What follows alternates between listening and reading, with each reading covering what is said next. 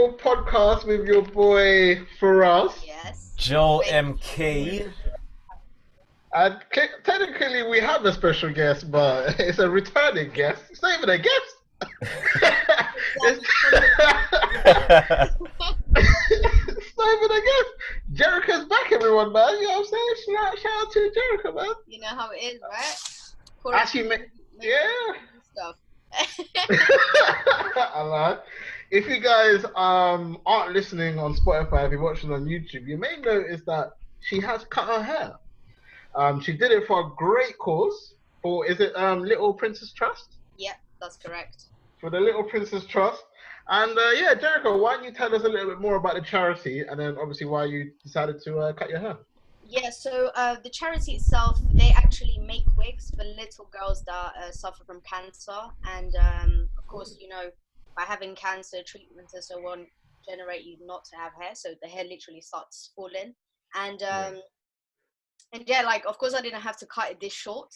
The reason why I did it this short is because when I was about 5, 6 years old, my mom found out the first time that she had cancer. Okay. Unfortunately, she still has it. It's not the same one, but No. I mean, I always had in my head that image of seeing my mom cutting her hair in front of me, and I like she looked so beautiful. I was just like I wasn't expecting it, so that's why I decided to go this short. And yeah, I was like, I need to help people that are going through the same situation, and especially kids, you know. Yeah. But yeah, that's majority, that's the reason why I did it in the first place, and it's personal, so it's not just doing it to do it to help. It's also a personal cause involved in it. What did you do with all your hair? Literally, I split it in 6 parts. Yeah. It was like it was like roughly 30 centimeters. Yeah. Each bit. It was super long, and then I posted it to them. I had to Oh, film. so you actually send them your hair? Yeah, literally. Oh, it's legit. They actually use your. Oh, I didn't even know that. What do you think she did with the hair? That's in the bin.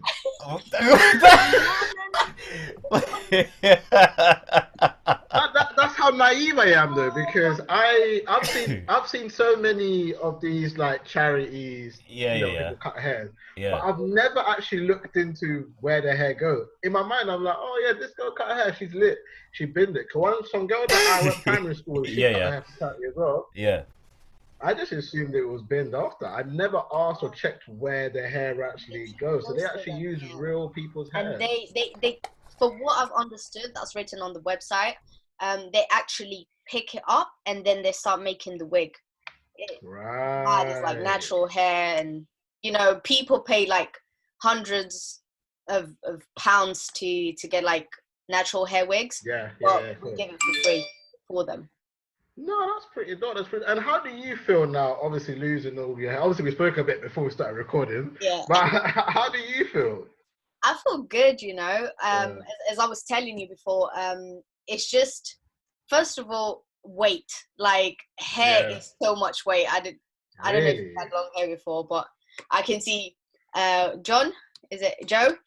You've got like long hair. So how do you feel about that? Like it's quite. Even though I do have long hair, well, relatively. Yeah. I actually don't feel it as much of a burden as people would think. Yeah. I was used to it. I was fine with it, but I mean. Yeah, I'm used to it too. Yeah, because I've always had long hair, so. Well, yeah, exactly. But then when you cut it, you just Sharif, man. The difference. And the woman, like you have a shower. Your hair is wet, and it stays wet for hours. It's not like it dries like that. And with short hair, I'm coming out of my shower, and I get to the room, which is upstairs, and he's already dry. And I was like to my boyfriend, "What? Why is this dry already?" Oh yeah, what do you think of it? Because obviously he's the one that cut it. Yeah. Does he like it? Yeah, he was.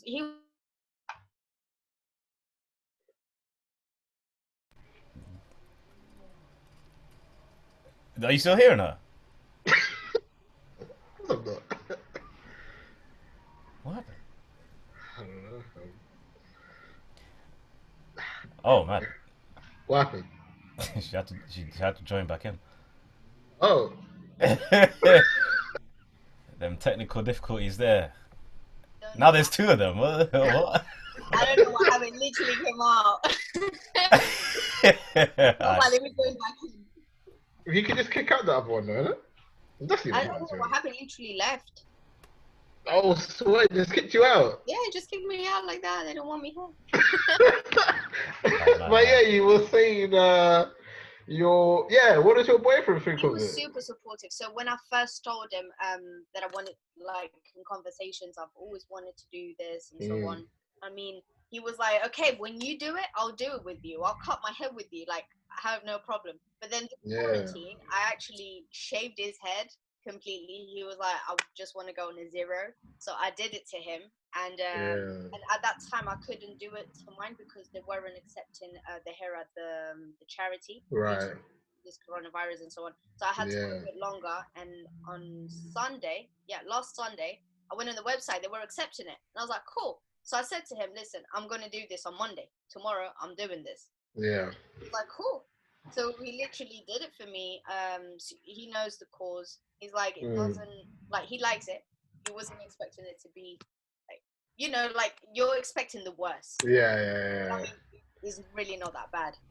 Yeah, it's interesting because we always talk about, especially within relationships, like girls pride themselves on their hair, men stereotypically prefer girls with hair or long hair, should I say. Mhm. Obviously, we know we got Amber Rose and other people that That's do have kind of the short hair. first thing he said to me. He's like, you met Amber Rose. I go, oh my god.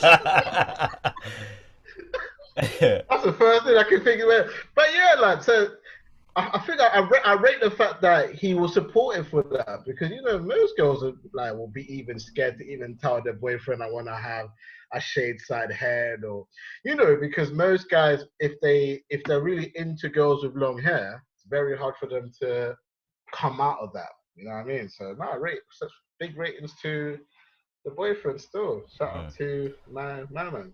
Obviously, as Joe didn't know, they came to my show. You know what I'm saying? Camden. You told whatever. Did she go again? Oh my gosh. Well, if you're watching on not watching. If you're listening on Spotify and that, then we have to come off real quick. So yeah, you probably don't even know what happened, but Joe, Joe kicked out the original Chat and Chill host. You know what I'm saying? Joe's a bit jealous, obviously, because he's not part of the original crew. So Ah, I here don't we know. go. Yeah, Maybe yeah, jealousy yeah, was playing a part in yeah. It's all love.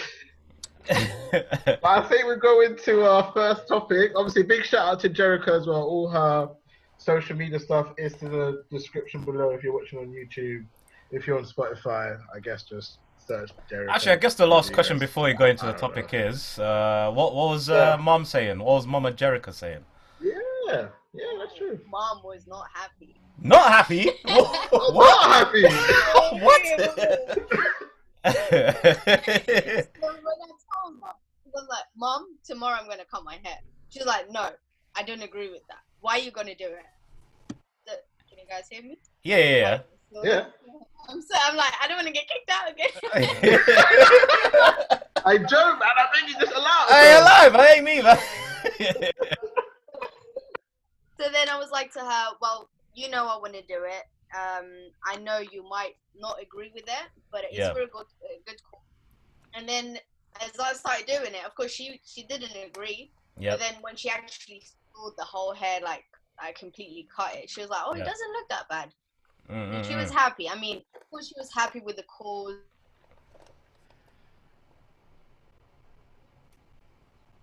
Oh, don't tell me you messed up I feel again.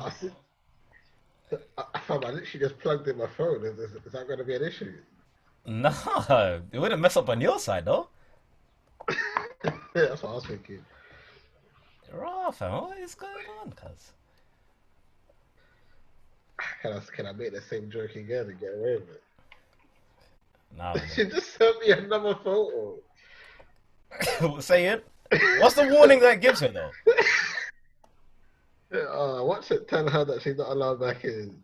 Nah, because I'm not removing it this time. So, Your meter should start in a few seconds. What? Huh? Well, is there more than one of her in the waiting room? There was. Now she's not in the waiting room anymore.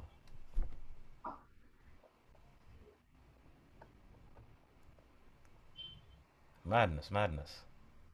Alright, there she It is. says. I ain't kicking none of them Uh, out then. Cause there could be like five they don't Jericas need in the thing, you know what I mean? that. Just hold I'm it. really announced. I have no idea. Listen. I think Zoom's not really feeling I Mac think so. today because I'm Windows and I'm lit. Yeah, I'm back. Joe, what are you Mac in it? No, Windows. You're Windows as well, Windows, isn't Windows, Windows, Windows. it? Yeah, that's a war with Windows today, man. I know, Damn. man. But yeah, so she was fine. After I done it, she Mm. was like, "Yeah, it looks good." My dad was happy as well. My dad looked just like your mom, and yeah, they're happy about it. And then I called my family. They were like, oh, "What happened? Why did you do that?" I explained, and they're like, "Cool." Yeah, because I swear, obviously you're Portuguese, right? Yeah. They're known for their hair, isn't it? So naturally, they wouldn't expect you to do that. I mean, you know, a lot of people, because I'm half Portuguese, half Venezuelan. Like Yeah. Filipinas, they also like their hair. And Yeah. a lot of people, they actually they're like, "Oh, you've got a lot of courage. Well done. Like, I really appreciate what you did." But like, honestly, I don't feel like it was a big sacrifice. I mean, my hair's gonna grow back. Yeah. It's something that I'm just gonna lose my hair. You know what I mean? Yeah. I believe for a lot of women, hair is very important. For me, it's really not. Like, I just see in the sense of it's gonna grow again, it's gonna grow stronger. And if I have to cut again, I cut again. As simple as that. It'll grow. Okay. No, I respect that. You know, I think what you're doing is very good for women and. Okay, Sid's coming in 10 minutes. What you do is great for women, and you know I respect your bravery, and I respect your courage, and I respect you more as a human being because to get rid of something that's basically a part of you, and you know that some people would say is part of your beauty as well as a human being. It's mad. Like I can't even imagine, like if I was told, yo, Sharif, get rid of your Beard. I don't know. I come a beard all the time. In fact, Jerica see me clean, bro. That's true. Your beard only just came through now, innit? Yeah. No. I just used to shave. Growing up. Yeah, but I'm saying like you only just like. You know. Yeah, I've kept it growing for quarantine. I want to see how long I can get it. I did cut it a little bit a couple of days ago. Okay, so. But I can't lie to you, though. You know, the females have been feeding the beard still. Okay, I see you, bro. I'm no longer 22. They now believe I'm 26, so that's good stuff. But no, like even if like just cutting off something that you deem to be part of your beauty, like even if it's something to cut my eyebrows, I don't even know if I could do that. So no, I commend you for cutting off your hair. I feel. Yeah. No. I'll give you that. No. I'm just talking shit at this point. But no, salute to Jerica, man. I hope you are doing well and staying cool. And salute to your family as well, man. Shout out to the Jerica Rodriguez family. Thank you so much. And thank you for having me on the No, you ain't done, man. That's gonna run away, man. Wait up, man. Hey, Joe, you got a TfL topic, man. So let's just run it out. Okay, so first headline of the day from The Guardian reads, London transport fares will rise, says Minister as TfL secures bailout.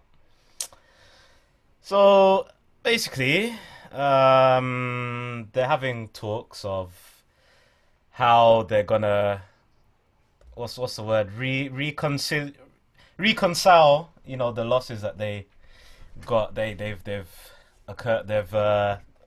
what's the word? I'm losing all my words, fam. I'm the king of introducing topics. Shut up, man. Really? What do you mean? I'm not doing this Next time you send me the website, yeah? That's stuttering for me. You need some water, bro? Yeah, get some ocean spray in my system. But yeah, man, they're thinking of raising the prices, man. What are you saying? I know that is just hilarious. Yeah, Well, we talk about transport, right? yeah, TfL, yeah. I guess we can kind of slide in the NHS shit with that because about government losing money. But you Yep. know what? Yeah, what are you saying? What I are you don't saying? I don't know why it was free to begin with. To be Mm-hmm. honest, I think I understood the whole point of Sidra was under pressure because I think it was like 20 people that died. Yep. TfL drivers that had passed away, unfortunately, to the COVID-19, Yeah, yeah, which then meant he was like, oh, we can't have no physical contact. yeah, But there weren't physical contact anyways because the drivers was in their little cubicle.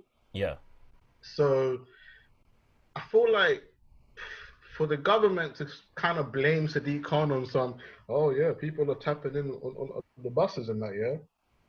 Why you man them dying? They don't. I don't know because they don't touch the Oyster card reader, mm-hmm. and then everybody sits pretty much 2 meters away from the driver anyway. Mm. So I honestly didn't see that. I saw the whole thing as pointless to just block that entrance up. Okay, and if you are gonna block that entrance, Yeah. they had buses where you can pay From the entering from the middle and the back back. anyway. Yeah, yeah, yeah, Yeah, yeah. and they could have just added that to the other buses that didn't have it, because obviously I'm guessing they didn't have enough buses to just make all buses the same, right? Facts. So I don't understand why it was free. The whole point of it being free was kind of pointless, and now they're talking about upping the fee. So I Ultimately, we don't. took a no. Well, ultimately we are all taking it off of something that's out of our control. Yep. Taxes are gonna go up as well. But no, I don't really respect it. I think TfL.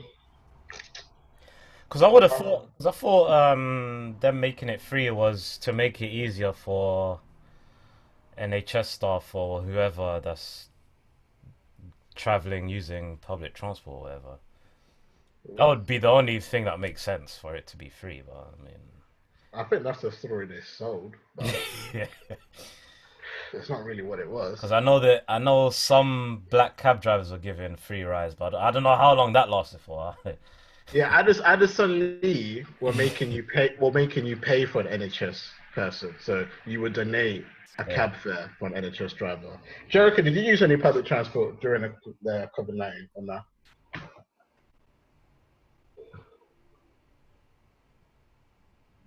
Should they or not? I don't know, fam. What is going on? Can you see her? No, it's blank. It's a blank screen. Oh, so it wasn't just me then. Yeah, but before I heard her still, so. Oh, I think she could hear us, but we can't hear her. yeah, we're having all sorts of technical difficulties today, huh?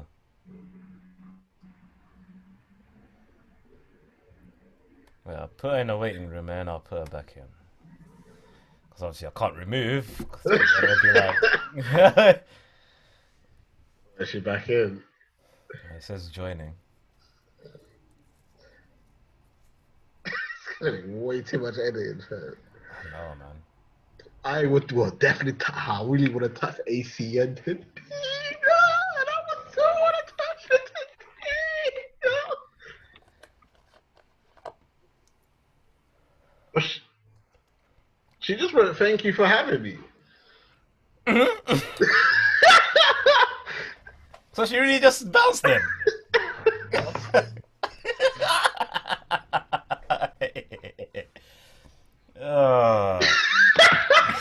This must be one of the worst episodes. Yeah. We touched the 5-minute topic. 5 minutes.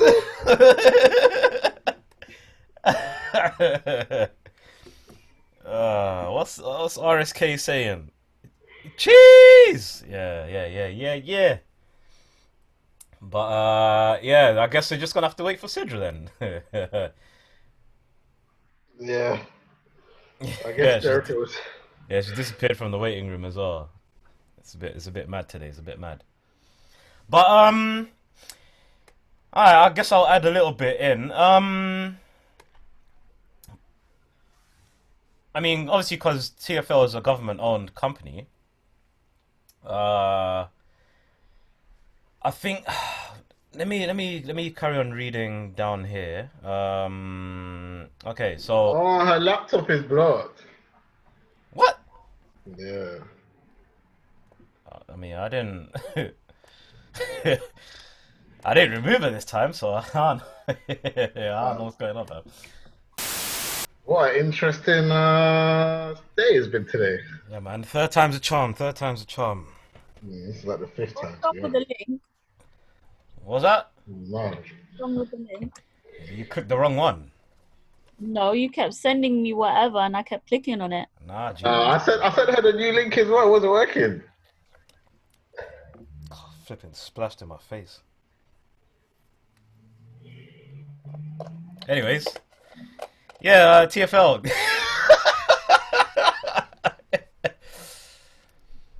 So basically, Sidra, the article we're talking about from The Guardian reads, London transport fares will rise, says Minister as... Oh, we're restarting that topic. Oh, Lord, I even forgot that one. What do you think we were talking about then? Well, we're just going to go straight to the next one? Nah, man. Nah, I'm trying to remember my points. Anyways, now go on. No, I've said the... Actually, yeah, I might as well read a quote as well. The Transport Secretary, Grant Shapps? I thought there was an R there. Said Londoners will eventually need to pay higher fares to help finance TfL. Of course, TfL have been losing money during the Rona hitting the streets. So the burden is on the capital's shoulders, since obviously the rest of the country doesn't use TfL. So what you saying? You me? Yeah, you. Yeah, man. Well, they shouldn't done free travel then, innit? Yeah, They should just kept it the way it was going. Yeah. Why did they decide, oh yeah, let's do free travel? And now Did they ever give it an official reason why they did it for free though? No. I didn't even know it was for free. Alright, say no more. I didn't know until Sharif told me. To be fair, Sharif told me as well. Exactly. Yeah, you better all drivers, man. Shout out to the broke guy in the street. Okay, I ain't broke, man. I ain't holding that. What I said, broke guy. Doesn't mean I'm broke. I ain't driving. But these days it's bad emotional, man. What's he saying? Text you some long paragraphs. But anyways, Jeez. am I really gonna say the exact same sentences again? I mean, Yeah, let Sidra hear what you're saying, innit? You know what I mean? yeah, I mean, I guess the fact that it was free, was pointless. Is it not natural saying the same thing again? But Okay, go to the next topic, man. I don't want to hear it. Rah. Look at he doesn't want to say it. It's taken 10 years, bro. I'm trying to remember what I even said. But no, basically I was saying that obviously because 20 something people died from the coronavirus, TfL drivers. I think I don't know if they were all bus drivers, but it was TfL drivers. And then Sadiq Khan was under pressure to basically do something about it because people were coming out. It was having interviews and he was like, well, we're trying to do this, we're trying to do that, we're trying to keep everything clean, blah, blah, blah, blah, blah. And then they ended up basically saying, okay, cool, you can no longer go to tap in. Yeah. Now you have to go through the back, which is why it became free because they didn't want no physical contact. But there's no contact because remember the drivers are in their cubicles. So I didn't really get it. I mean, they still caught it like that despite them being in. Yeah, but are you saying that's because of the customers or because of the TfL drivers too? Because ain't nobody touching their section, bro. No, but there's still holes there. So when someone comes, it's when they're coming to tap in, it's closer than 2 meters. Means they breathe, they can catch it. I get that, man. So I get that. Fam, they changed drivers. So are the drivers? Listen, I'm just saying, to blame it on the customers is pointless. Listen, the drivers were safe. They were carrying it too. There's evidence. 20 passed away, unfortunately, for the COVID-19. you can't blame all of that on the bloody customers who jump on a train or bus or wherever. Because at the end of the day, they could have got it from the yard. They could have got it from pulling up to Tesco. They were still working. They were still outside doing their thing.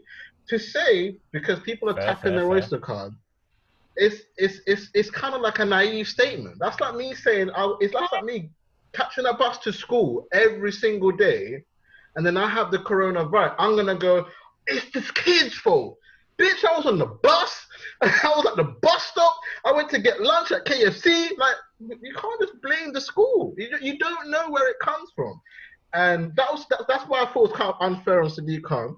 Making it free made no sense, though, because it just didn't need to be free.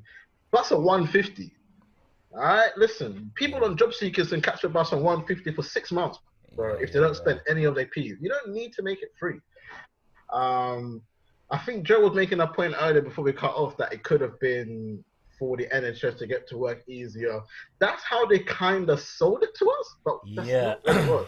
I think Sadiq Khan was just under pressure to make transport safe, and his way was, all right, cool, no one's going to tap in. Like train, the barriers I think was open for some stations. I don't know if it was all of them.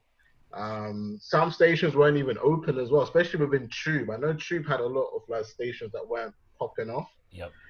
But it's sad because now we're here talking about things going up, like tax going up, NHS things going up. Yeah. Which is it's a strange one for me. Congestion charge has gone up as well. Yeah, but that went up big. That went up when transport was free. No, it's going up now. It's going up now. Now that it's back on. No. Congestion charge was up. There was no congestion charge though. Time ago. There was no congestion charge though. Yeah, but like 3 weeks ago, Sadiq Khan came out and said this. Man, you know transport's only been free for like two weeks, right? It didn't even last long. It hasn't been that long, you know. Yeah, because remember during the actual because it only changed when people were dying. No, I'm pretty sure I've seen the front door locked off before then. No? Nah, it's not been. Well, let me check. It's not been that long at all, fam. All right, let's just say 2 to 4 weeks then, just to have the range there. Yeah, I'll give you 2 to 4 weeks. We'll say that. But it has not been that long. You have to remember. Yeah. When lockdown first started, technically transport and everything else was running as normal. When we got to the peak, that's when people started talking about making changes, and that was almost like a month in. Okay. Remember, it's only been like 2 months. It's not even been 2 months. Yeah. If you actually think about it as well, this whole thing hasn't even been 2 months yet. Mad. It's coming up to 2 months at the end of this month. So it hasn't been 2 months. It's been weeks, maybe 6 weeks. Summer holidays max is what we've been at home for. So yeah. Everything's happened. All the changes happened in the space of well, can you hear that? That's downstairs. They're doing a Hoover. Oh no, it's me because I thought you can hear my WhatsApp. But anyways. Oh no. All the changes happened in the space from like 3 weeks ago. Yep. It's where all the changes was happening, especially when Sadiq Khan's been asked about the drivers, then the free transport, then the train stations were becoming free, and et cetera. So yeah, it hasn't actually been that long at all, but yeah, it's an unfortunate situation that we're in. Should transport been free? No, I don't see the point. People were still traveling anyway. Having it free just made people more willing to want to go out. Yeah. Because when everybody heard it was free, people were just jumping buses like it was nothing. Like even if you weren't working, you was on the bus. You was like, oh, what? It's a 2-stop. Nah, I might as well just jump this quick 192. Like, it was free. Yeah. You know what I'm saying? Anything free you're gonna use, and then they start crying about people being outside. Man, you make transport free. Of course, people are outside. I hear that people was more willing to link friends in that, and you know that's what happens when it's free.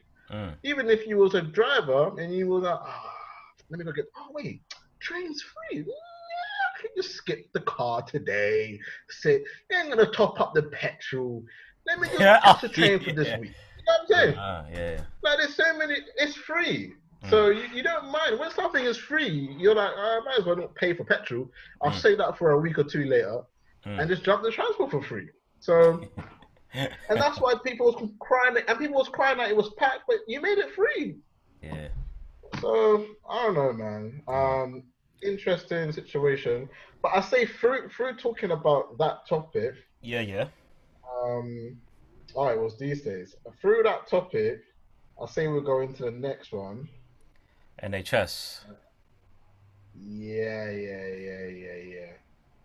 It was to do with Boris Johnson has rejected calls to scrap the NHS immigration surcharge and has instead decided to raise it.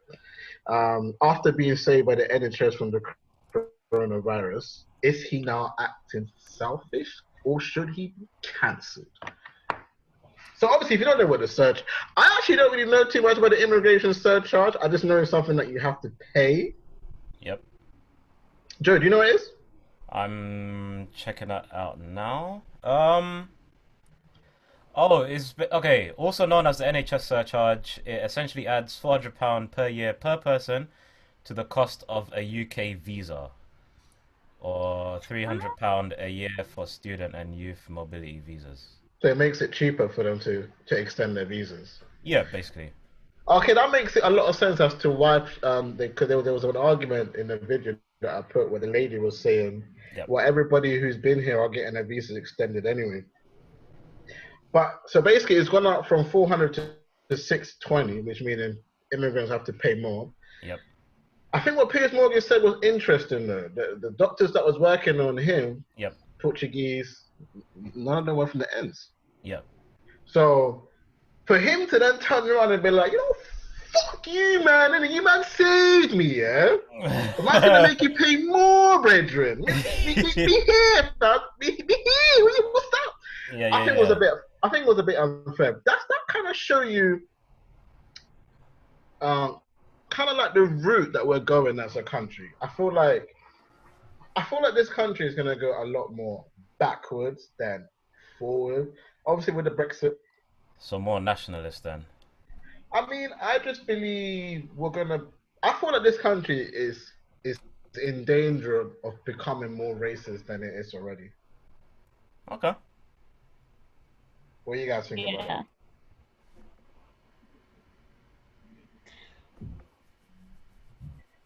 I don't know. I actually don't know what to say. I mean, you're Asian. Because, I mean, I think, that you're right in a sense, but I also think, I don't know, are you saying it's going to become a bit more like America? In a sense. What's America like? I mean, no, the NHS will still be there. There'll still be free healthcare. Yeah, it's all going to be free. But I think it's a bit... I think my point was... Well, I was talking about racism, but in terms of the NHS... That's what I'm saying. What do you mean by racism?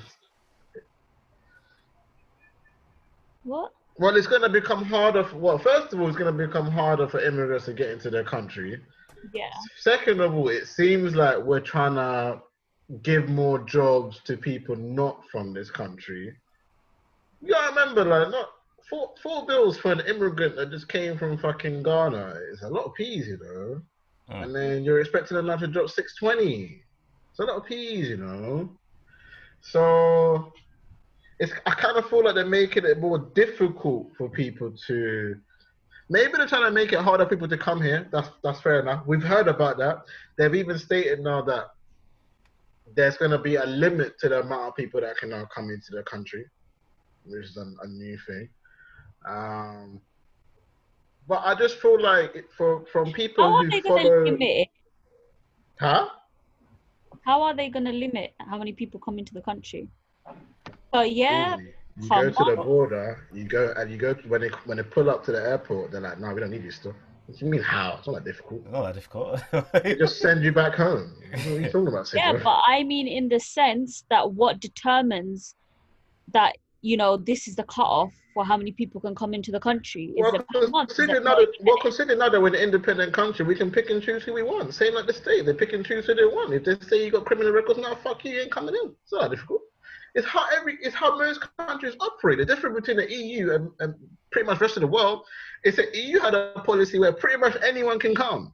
Pretty much, it was very different. Like you could literally just come. I mean. Even African countries, you can't be going country to country that easily. Yeah, that's what I'm saying. So we're essentially gonna become what America is. Like, if you like, Chris Brown couldn't even come to this country. He definitely still can't come to this country now. But like, you know, it's gonna be a lot more difficult for people to travel to the UK. Essentially. Fair enough. But Eventually anyway. Huh? I said I felt like that was gonna happen anyway, like eventually. Yeah. I mean, yeah, well, it can now because we're technically an independent spot, but we couldn't a year ago because it was technically EU, part of the European Union. That's what I mean, though. That I felt like. Well, technically, I'm still part of the European Union. Get out of my country. Wow. I'm joking. Yeah, get out, yeah. I don't want to be in your country. And it's not even your country. First of all, Sidra, you're Asian. White people don't even love you here. Joe, you're black. They definitely don't love you here. So you lot can go salute the country when you want.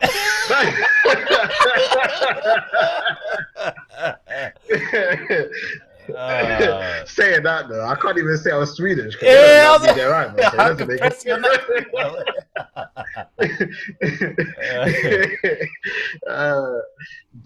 I guess we get to the next topic to conclude to the NHS because I just wanted to get those topics out of the way. Yeah. Piers Morgan is selfish. I guess I'll say that.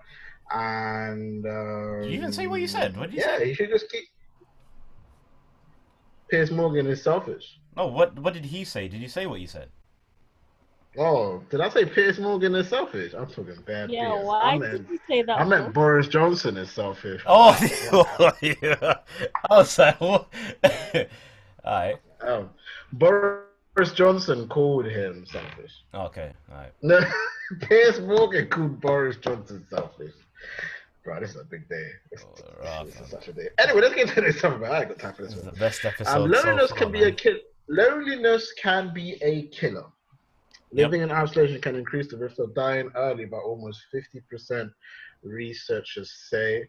Yep. I know on this channel or this podcast we've definitely touched on mental health. Anyway, my mental health music video out now. Link in the description. Yeah. Grab that. Oh yeah, it's Mental Health Awareness Week. Wow, this is for the 22nd week of or month? 2020. In a week. Whatever it is, man.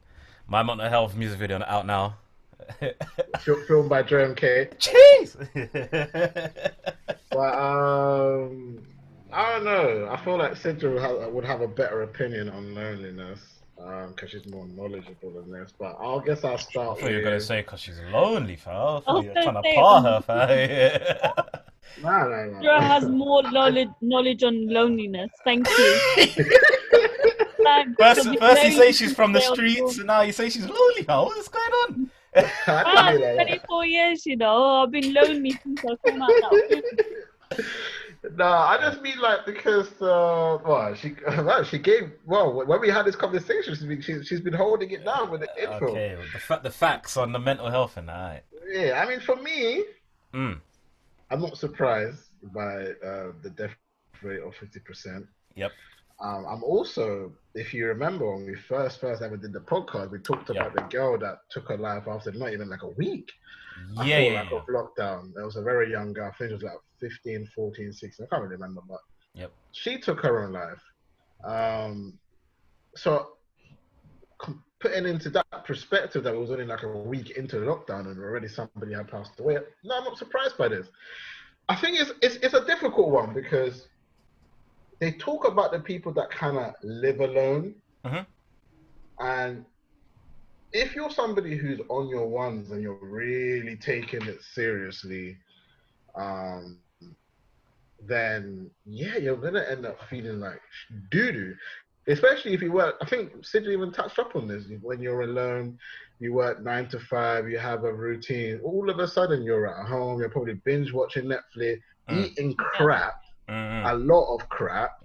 Especially even if you've got parents, you might not even be able to go see your mom because you know situations.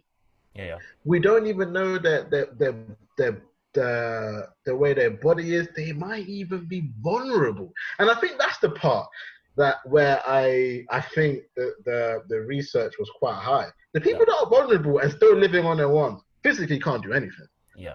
Physically, they're the ones that are completely because as you can see, everybody's still kind of going outside or whatever. Not saying everybody at home who live on their ones are outside. Some of them might just have work colleague friends or acquaintances and they've not been linking up. But naturally, a lot of people are still kind of outside. Yep. But if you're the vulnerable one, you're probably ordering from Sainsbury's online because you can't risk queuing up. So people like them, like God only knows how they are feeling, you know? Anxiety through the roof and that, yeah. And then obviously when you lose a routine, you kind of lose a part of yourself. Yep. And if you, I mean, if you eat a lot of like crappy food, that can have an effect on you as well. So you know, there's a lot of factors that go into it. But I don't know, what are you man thinking anyway about this topic, about this loneliness thing being on there? 50%, man. That's a lot, you know. Increase the risk by 50%. Man.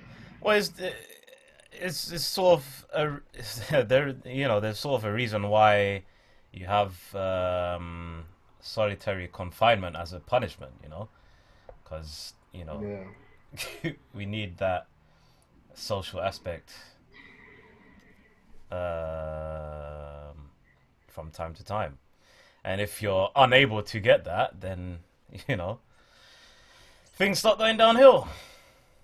But I'll probably ask the question, what their definition of loneliness is, like in terms of, is it that they don't have any communication? Like, obviously physically no, but does that mean that also extends over to over the phone as well, and in that sense as well, or because you know there's there's like different levels of how lonely you could lonely, Mr. Lonely. I feel like I got nobody. That's how you know Sidra's lonely, fam. But hey, listen though, most played on Spotify and that, you know what I mean? Shout out to Akon and that. I'm surprised that song didn't even get a meme. But yeah, I can't believe that. But loneliness is a weird one, you know, because I remember I used to talk to this girl who felt lonely, and she had a mother, sisters, family was kind of there. But she used to tell me, I feel so alone. She'll cry us after bed. All right, it's not one of my things that's moving to. I don't always move to go. I feel like on this podcast, I'm always talking about the same chick, but I wasn't moving this one. I have to make this clear. Disclaimer, Firahs TV likes his broken women, you know what I mean? So. I wasn't moving this thing. I was about to... It's like every episode is like a new adult, do you know that for Tinder, if you're a broken woman, swipe right. But yeah, she used to always feel lonely. I never used to get it. They used to be like, "Oh, your mum's kind of there." She didn't. I feel like she used to say that she feels secluded from her family, that they don't rate her or whatever. But anyway, yeah. So loneliness can be different ways. Like you can have all your friends in that, and you still don't feel complete. I guess in that case, I guess it's always been an underlying issue. Say, for instance, you have one person who's during lockdown is feeling like their loneliness is like through the roof, however they're feeling, the anxiety or whatever. But beforehand, they couldn't really concentrate on it because maybe when they see their friends as a form of escape. So so what I'm saying with that is the conversations that they have with their friends. I wouldn't go as far to say they're surface level, but they're not really expressing how they feel. Because, you know, would I say I've ever felt like that before? Maybe, and I've come to realize is the when back in my student athlete days, um, that's why I went so hard doing sports, because that was the time I could like escape that sort of reality, yeah. But it was like is almost is the point where you have these things in your head that you're thinking of, but you don't know. One, you may not know who to tell, and two, you may not know how to tell that feeling. It's So like it's like but isn't that when a it's like it man's boxes you in, it's like, oh, only I can understand what's going on. If I try to tell someone else, they might be like, oh, what are you talking about? I don't know what you're talking about. yeah. I mean, it's like times, right, where it's like times, yeah, where in the past, right, Yeah. say I'm feeling a type of way and I'm like maybe I need to talk to someone like a friend or something. Yeah. But then I go through, I've got my phone out and I'm looking through my, call book and I'm looking at who can I message. Yeah. And then it kind of hits you that, hang on a second, like I've got friends, but I still don't feel like I can confide on that level with any of them. Yeah. Like they're not gonna understand. Yeah. So then you start thinking, so hang on a second, I've got all these friends, but I still feel lonely. I still feel like I haven't got that person there. Yeah. Do you know what I mean? That's gonna drop what they're doing and actually listen to what Mhm. I'm saying, Yeah. or that might understand me, or loneliness is a kind of thing where you can have loads of people around you, but you still can feel lonely. It's a hard thing to say. Like it's hard to describe, and it's sort of difficult to explain exactly what loneliness for one person can be, because Mm. what is for one person is completely different for another person, because there's people out there that, hang on a second, you've got so many friends, how can you feel so lonely, or how can you be so alone? And it's just like, oh, you've got your whole family around you, so how can you be so lonely or feel so excluded? But you can, because it comes down to how you're able, what you are as a person, and how comfortable you are to share exactly how you feel with Yep. another individual. Do you know what I mean? Mhm. That's why a lot of people say if they're feeling that like that, they might turn to a therapist or someone who they know that is there listening to them despite them paying for it, but they can help them through a situation, or do you know what I mean? Stuff Yeah. like Yeah. Yeah. that. Because with that, it's just like they're opening up and they're getting advice they need, but at the same time later on tomorrow they walk away from it, Yeah. and they don't need to think about it because Yeah. they've already spoken to about it. They don't It's not going to be going through their head, oh, but what I said, is that person sitting there judging me, or but what I said, is that person going to think like this, or what I said, is this person tomorrow going to turn around and sort of behave like this, etc. Yeah, and that So sort of stops people from opening up, I guess. yeah, exactly. So I think loneliness is a very sort of difficult topic because everyone experiences it on different levels. But in terms of with the lockdown and everything, Yep. it's understandable. Mhm. It is on a lot of, like on another level. It's funny because obviously, like I've got my family around me and everything, and Yeah. Yeah. obviously how I've been sort of being, like how I've been feeling for the past 2-3 weeks, and how Mhm. what I've been sort of going through. Mhm. It's as if I can't explain to anyone Yeah. how it is. Yeah. Do you know what I mean? Yeah.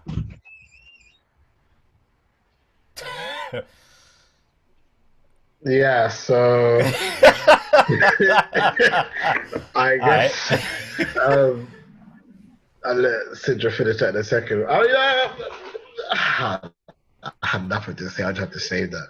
But listen, loneliness is one of those things that I think is, especially when Joe, you mentioned, loneliness being a student athlete. This guy really is American, or should I say, a How is basketball that? player. I'll just keep I it at that. still don't even know how that is an American thing. Like, it's But it is though. whatever, man. Carry on. So, by the way, you can catch Joe in Bronx, New York, Brooklyn, New York, all of them New No, York Patterson, sections. New Jersey, actually. So get the facts Cool. straight. It's not even your end. That's your dad's road. Anyways, yeah. So,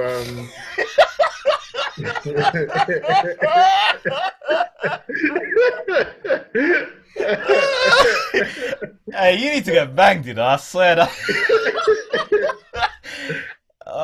Such a hater, man. But anyways, yeah, carry on, carry on. I think not even a hater, though. You really are. Alright, Listen, carry on man, with I the have topic, a lot. man. Carry on, carry on. Alright, cool. I think especially within men, I think it's been very well documented on various platforms, especially with a lot of athletes and footballers, especially footballers, because that's a game I watch the most. Yep. Talking about how it's difficult to talk about their mental health. People be madly depressed. They turn to alcohol. They turn to whatever. Especially if you retire, you have nothing else to do, and because Since you did mention in men, actually, because we have this stereotype of what a real man is, where they're super stoic about everything. They don't have emotions or whatever the case is, and then added on top of that is you're deemed, I don't know, well, yeah, the stereotype is that if you're deemed weak if you are emotional or whatever, so you sort of like try your best not to get yourself in a position where you have to show your true emotion, emotion or whatever. Yeah. So that yeah, sort of like locks you in that bubble to, okay, I'll keep everything inside, but when I'm outside, I'll pretend or try my best to portray myself as this jolly guy. Yes, but yeah. Mm. Nah, go on, Sidra. huh? Go Go on. on, go on. No, I was saying that's facts because that's how it is, isn't it? Women can feel emotional, they can go through whatever, and it's like, oh, she's a woman, she's Yeah, sensitive, and this, that, the other. But a yeah, man, if he feels like any type of way, it's like, but you're a man. Why are you feeling like that for? You shouldn't be yeah, feeling yeah, like that. You don't have a right to even say yeah, you feel like that, and that's wrong. yeah. That's how it's. Do you know what I mean? And then the thing is, right, at the same time, you Hmm. can argue, why does a woman always have to be looked at as sensitive, Hmm. or emotional? Because there's women out there that I know that they don't feel, they're not emotional about certain things. They're not feeling that sort of like, they can be in a relationship and still be so disconnected, and the man can be more invested, but that's Yeah, not how it's supposed to be according to society. So again, when it comes to men and mental health, it's like, yeah, but you're a man, you'll get over it, or you're a man, like, come on, be strong, yeah, sober up, sort yourself out. A woman can cry over a breakup for as long as she wants, but a man doesn't have a right to cry over a relationship. It's like, get over it, go find another woman. Do you know what I mean? yeah. Relationship? Nah, I think that's a bit different, man. I'm saying it's an example, and no, but it's basically the Yeah, it's a same bit thing. different, man. Not Why is it really, because different? Elaborate, elaborate, most elaborate. guys are emotional. Most guys are openly emotional about their relationships to an extent. There's Wait, a but this way is they. the point, though. Wait, hang on a second. This is the point, Mm. yeah, where you're saying most Come men on, aren't, Joe. you Listen, if emotionally you're married, never. forget if you're married, yeah, and your wife left you. That's You the tell yeah, that's the highest level. We're talking But about. hang on a second, yeah. Wait, he's frozen. that's your wife. Wait, What, is he frozen? Sharif, hang on a second, yeah. What I'm trying to say, yeah, that if a man, right, really does holding on, end up man. getting a divorce, right, does end up getting a divorce, yeah, Yeah. and he's been in a relationship Yeah. or whatever, right? Again, people are like, oh yeah, but she wasn't worth it. Get over it. It's fine, etc. And they expect him to sort of move on. Yet, Why, no, that's what I'm saying. brethren? I feel Where like Sharif you doesn't getting these understand what I'm statistics saying, though. from? I feel like Sharif doesn't Yeah, but understand. you. Hang on, No, I shut get your what mouth you're for a second. saying. No, you don't get I what I'm think he's saying. lagging behind. Hang on. Let me speak. I don't like it. What Man. I'm saying. Nah, yeah, you definitely are, because I said that time ago. What I'm saying, yeah, is that why is that the case? Why is it like men don't have to have feelings? Do you get me? I'm agreeing with Joe what he's saying. So again, like in relationships, people expect a man to get over it, which is facts. Come on, right? It's an age-old Oh, he'll thing, be I fine. guess. You know what I mean? I He'll don't be know. fine. Oh yeah, he's just gotten divorced, but he's gonna be all right. And then a man thinks, and his friends encourage him to go have a rebound instead of dealing with how he's feeling. Do you know what I mean? Go out, bruv. Like, go to a club, whatever. Pick another girl. It's fine. It's chilling. Do you know what I mean? That's You're a a free man girlfriend now. You thing, can though. do That's not whatever a you wife want. thing, though. No, but it's the same thing, Girlfriend. though, isn't it? That's not We a wife expect thing. No, it's men not. to behave a certain way. But my question is why? Why can men not take a second, breathe? Do you know what I mean? Why do we expect them to Mm. Don't know, man. Because the men are told to be the man of the house. So the man of the house has to keep their shit together just move? so that That's why when nobody it else comes to can see mental health, him home. exactly, that's my point. That's why when it comes to mental health and stuff, men don't know how to sort of deal with it to an extent because they're like, but I shouldn't be feeling like this. Mm. Do you see what I mean? I hear that. Yeah. Well, I hear that. No some girlfriend talk there. Anyway, let's go to the next topic, man. You know what I'm before saying? we move on so quickly, so I just googled the definition. This might give a little insight. Loneliness is an unpleasant emotional response to perceived isolation. Perceived isolation, that's the key word. Loneliness is also described as social pain, a psychological mechanism which motivates individuals to seek social connections. It is often associated with an unwanted lack of connection and intimacy. So yeah, that should give a little clarification.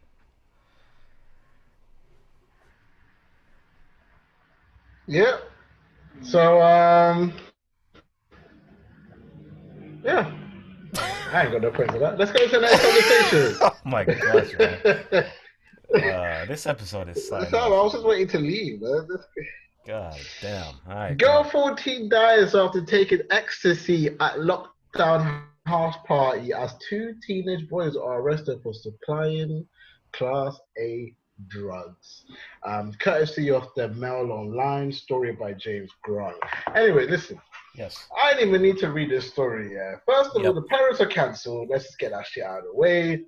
Second of all, what parent let them have a house party anyway? Cancelled again. And what parent ain't checking what the man them are bringing into the yard? They're 14, 15. Bruh, I don't know. Were the Man. parents I there mean, though? That's the main question. I don't There's a even care if they're lockdown there or party. not. No, because you know how It's kids a you know how lockdown kids party, be. man. Yeah, you know how kids be. They be Wait, once they see an opportunity, you know what I mean? wait. They be up to some stupid stuff, man. Yeah. Class A drugs, though. Yeah. Uh, Come on, man. how I. Yeah. Listen, man. There's some crazy kids out there, man. Evidently. Dude, no. Honestly, there are crazy kids out there. Yeah. Stupid thing. I saw you. Listen, I'm not joking to you. There was one time I finished work and I was walking through this alleyway, right? Yep. And these kids, I promise you, they were kids. They look like they're either in year 7 and they've just sort of finished primary school, right? Look like 11-year-olds, and they're standing there and they're even struggling to light their spliff. No joke. They're standing there and they're trying to light it and they're hiding, and I'm just looking at them and they're looking at me like I'm gonna get them in trouble or something. But I swear to God, I want to know where they even got it from. Literally, little boys. Well, a lot of these little boys are also selling, aren't they, for the oldest? So, yeah, drugs is not that difficult to get. I just can't believe that I'm hearing. I don't know. I'm surprised the parents didn't get arrested. I'm sorry, man. They deserve to be arrested. It's an underage party with drugs in it and alcohol. Social gathering. Like, fuck it out. Social Too many gathering as well. Too There's many crimes to count. Yeah, you know what I mean. A lot of rules At broken. the same time, forget. Even though the girl was able to have the party, how did a 14-year-old girl even tell her mum where she was going? I don't know. It's a party. A lot of unanswered questions, I guess. Because you could literally be like, "Oh, I'm going to the park to do my one." Like, I don't know, man. My daily exercise, and then exercise. Yeah, because that's the only excuse you have to leave the house. Nah, man. I just think.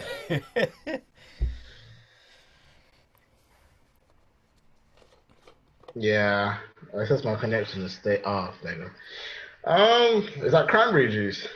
Yeah, man. Laying in there. But I don't know, like coronavirus lockdown, the party is cancelled. Let's move on to the next topic. Yeah. Wow.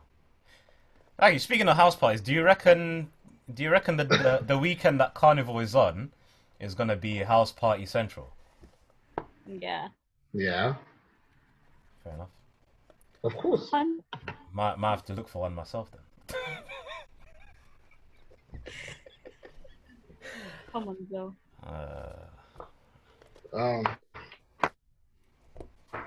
Yeah, of course it's gonna be house parties. Nice, you know. Why not? Bro, there's house parties now. Like people doing barbecues and that now. Well, yeah. You're allowed outside. Yeah. Keep social distancing. Yeah, what? Sit 1 meter apart and just have a conversation. Ain't nobody doing that bit. So yeah, man. Coronavirus is cancelled still. No, it's still in the streets. It's not Coronavirus is thinking, damn, you guys wait till I cancel you out one by one, fam. Ain't gonna happen though. Huh? Nobody cares for. Let's just say it's how it is. Like, Joe is about to go outside tomorrow. I'll be outside tomorrow. Joe's in the park doing Muay Thai. We don't give a fuck, man. Muay Thai. Hey, the park is jumping though. I can't even lie to you, fam. Fam, my park is jumping. Yeah, it's packed, fam. Everyone's about. There was one picnic with at least 25 dons yesterday, man. Yeah. Bare red cups. Remember we had a conversation last time when I was like, yo, listen, if every man has £5 and gets a crate of like 10 beers each, yeah, winner. Yeah. And then all you need is like an extra £15. Every man gets a bottle of rum or something each. You're lit. So, and then food as well. Hey, listen, it's easy peasy in the street, man. So I can't lie to you, even I kind of want to do a picnic in the park, but it's hot and nice, man. Yeah, it is. Speaking of beers, what you had an article about pubs and restaurants opening back up fully, innit? Yeah. Was that a rumor or was that an actual statement? Well, the pubs and restaurants are going to reopen. Yeah. I mean, I just saw that on Link Up TV. I don't know how credible they are. No. Do you have any sources, Sidra? I just saw it on social media. I don't know. Right. So I saw on social media that they're saying that it's gonna open up. Alright then. So I guess next topic. I've been waiting for you to do that. Trying to go to a topic that I really want to talk about. Okay. Because we ain't even been. I just been trying to milk all these other topics, to be honest.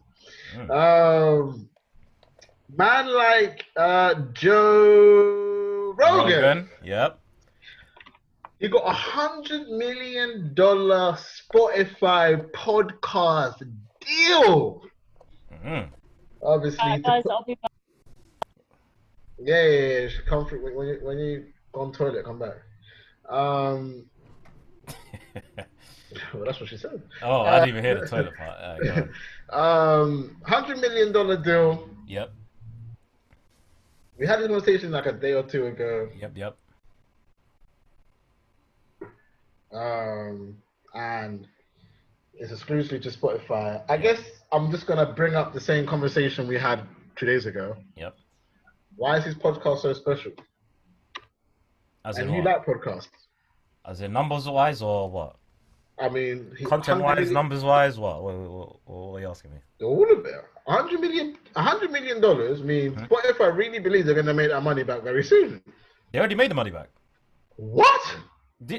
Bruv, haven't you seen the stock prices? Their total stock went up by billions. Yeah. Why is this Joe Rogan guy so good though? I don't get it. Like, what's so special about this guy? I don't know. I guess it's the types of conversations he has. Obviously, well, he is a stand-up comedian. Well, that's one of many things he does. The sort of guests he has on, the sort of questions he would ask those sort of guests, because obviously the guests he has on, I mean, you'd see them on the news and stuff, but we all know the news ain't asking juicy questions like that, you know what I mean? So, and they're definitely not having Elon Musk smoking weed live on flipping Fox News, so, you know. Yeah. So it's it's a conversation aspect, topic aspect, the guests he brings on, the sort of stories he has himself as well. It's just a mixture of all of those things, really. Is he the number one podcaster, right? Yeah, he has world. been for a while. Yeah. For a while. Yeah. What did he do before podcasting? He used to do stand-up comedy. He still is a stand-up comedian. I can't remember whether he presents or not. He does do a lot of MMA content as well. Well, he has a segment on his podcast where he talks strictly just MMA. So.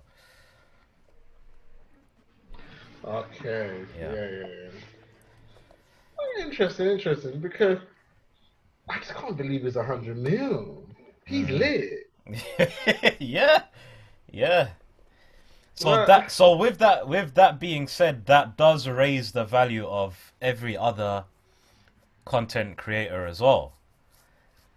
Yes, that's another question I'm gonna ask you. Yeah. Is that still a good move for other podcasters? That changes the whole game. It benefits everyone else, because then now you have to think now, if that is the top end, yeah, then what are you giving someone who does somewhat similar numbers sometimes as Joe Rogan's episodes? What are they getting then? If they're gonna get offered an exclusive deal, and then that also raises the bar for all these other platforms. Now, Apple might come along and say, "Oh, we're now going to give exclusive contracts to some people." YouTube might start dropping checks now. Who else? Who else is a YouTube? Yeah, for exclusive content, duh. If anyone picks YouTube, they're already cancelled. I was, man. Bro, you found there's no point you have going on YouTube for an exclusive content of podcasts.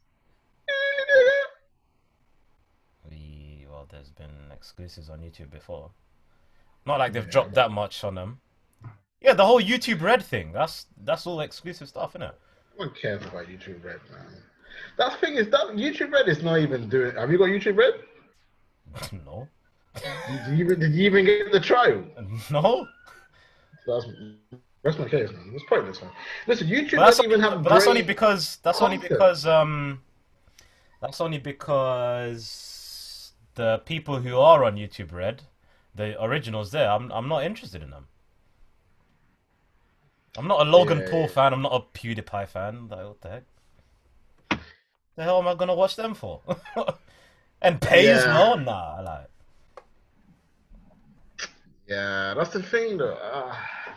Maybe if there was like a Swoozy and then a little, I don't know, I feel like twins Apple would or have to. whatever, then maybe. I feel like Apple would have to pay more than Spotify to get an exclusive because Of course. Spotify is way better than fucking Apple.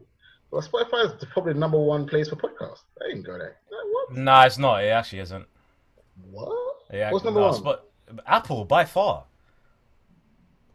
Yeah. Do your Googles, G. Really? Yeah, man. Spotify runs a music game, but when it comes to podcasts, Apple. Oh, because of the podcast app. Yeah. Plus, podcast was because you have to remember, Spotify only jumped on podcasts. What is it, like 2-3 years ago? Yeah. Apple's been doing it since the iPod Classic came out, so it's like, yeah, they've had a more than a decade head start on them. So why Plus, did you? Why did you agree when I said Apple would have to pay more for an exclusive than Spotify?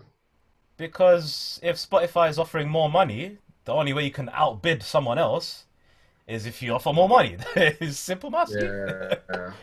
Yeah, that's true. Yeah. I don't know. It's interesting. So with Spotify now getting the #1 podcaster in the game exclusives. Yeah. Will that eventually then make Spotify in the next year or so, well, become more popular? Definitely. We'll have to wait and see because the contract comes into effect at the end of the year. So obviously 2021, that's when he's going to be uploading strictly on Spotify. Or even just before that. I don't know the exact details of the contract, but it said to take effect by the end of the year. Also, on top of that, they don't quote me on this, but I did hear from sources that they are also implementing a video podcast section on Spotify also. No way. So following, following the feature that has already existed on Apple Podcasts, Spotify is gonna follow suit. Yeah, that's how it's going down in the podcast streets. Yeah, shout out to podcasters though. I mean, the fact that you can now get deals like that, because we always have exclusive within music. Yep. Where you drop exclusively on Apple Music. Yep. It's not really even when you do that, it's not actually. It doesn't even do that good, to be honest, because then other streaming services just don't rate you. Because when you drop something exclusively and then try to upload it to their platform, they don't put you on no playlist because they're like, nah, nigga, you went over there, stay there. So that's happened a lot. This is actually a problem that 6ix9ine had that a lot of people didn't realize. But when 6ix9ine dropped exclusively on YouTube, remember he dropped the video before he even had it on streaming services. Yes, so he dropped the video, went live, and then put it on streaming services. Streaming services went, all right, cool. Well, you gave it to YouTube, so we ain't putting you on no playlist. He was on 0 playlists. 0. Yeah.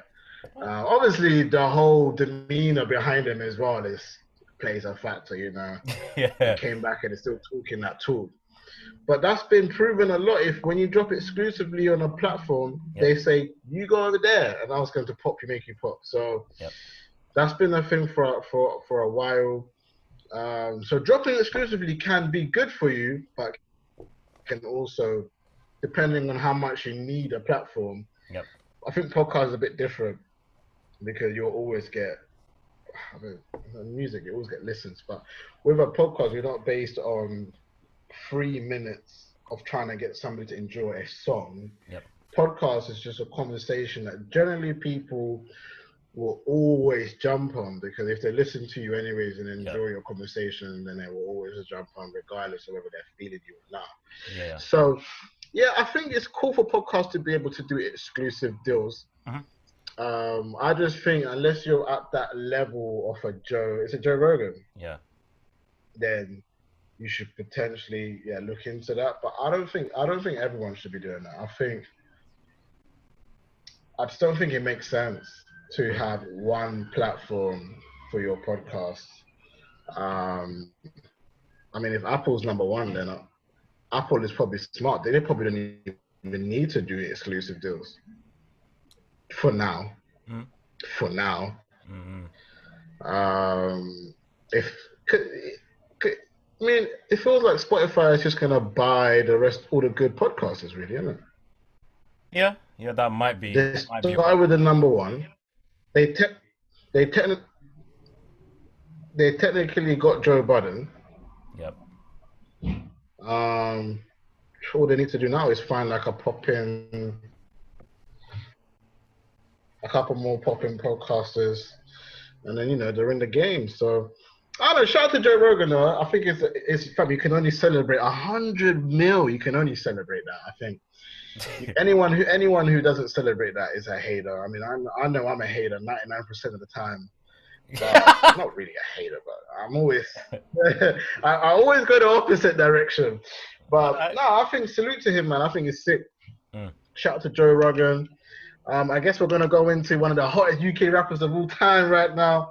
You know what I'm saying? We ain't talking about Wiley. We ain't talking about Skippy on the beat. We ain't talking about Jamie. We definitely ain't talking about Stormzy. We're talking about rapper. Listen to what I said. Rapper KSI. New titles and everything. Okay. Listen, KSI 19. 19 number ones. 19 number one. He's number one in 19 countries under 24 hours.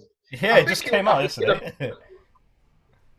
In the first hour, he had 105 million streams in the first hour. And that's just on Spotify only, isn't it? That's on Spotify only as well. Yeah. So, KSI will be number one in the UK in a week's time. There's no doubt about it. We don't care. No doubt. I'll even give you, man, a bit of the track list, which I got on Chat and Chill right here. So you can get a little feel of who's on the album and why maybe it's doing good. It's called Dissimulation, if you didn't know. He got Offset on here, Little Pump Smoke Purp on here, Swarms and T.O. Wayne on there, Jeremiah on here, Trippie Redd on here, Ayana Lee on here, Rick Ross and Little Baby and SX on here. You know what I'm saying? Obviously, Down Like That was a top 10. Houdini was a top 10. Poppin', I'm not sure was in the top 10 when he came out as a single, but it was around, I don't know, I can't remember where it was. But Poppin', whatever, did its thing. He got Cap with Offset, which I'm definitely sure that's going to be a top 10. Jeremiah, maybe as a top 10, but Trippie Redd, I don't think that song even was top 10 either. I think it was like top 30 something. But anyway, KSI, is he now officially hottest in the UK? It's better than any rapper in the game. Not talent though. Talent is different. But in terms of his brand and his selling ability, it has to be number one. Yeah, that has to be. Facts. I don't think anyone even comes close. No, I think he just destroyed Storm's numbers in an hour.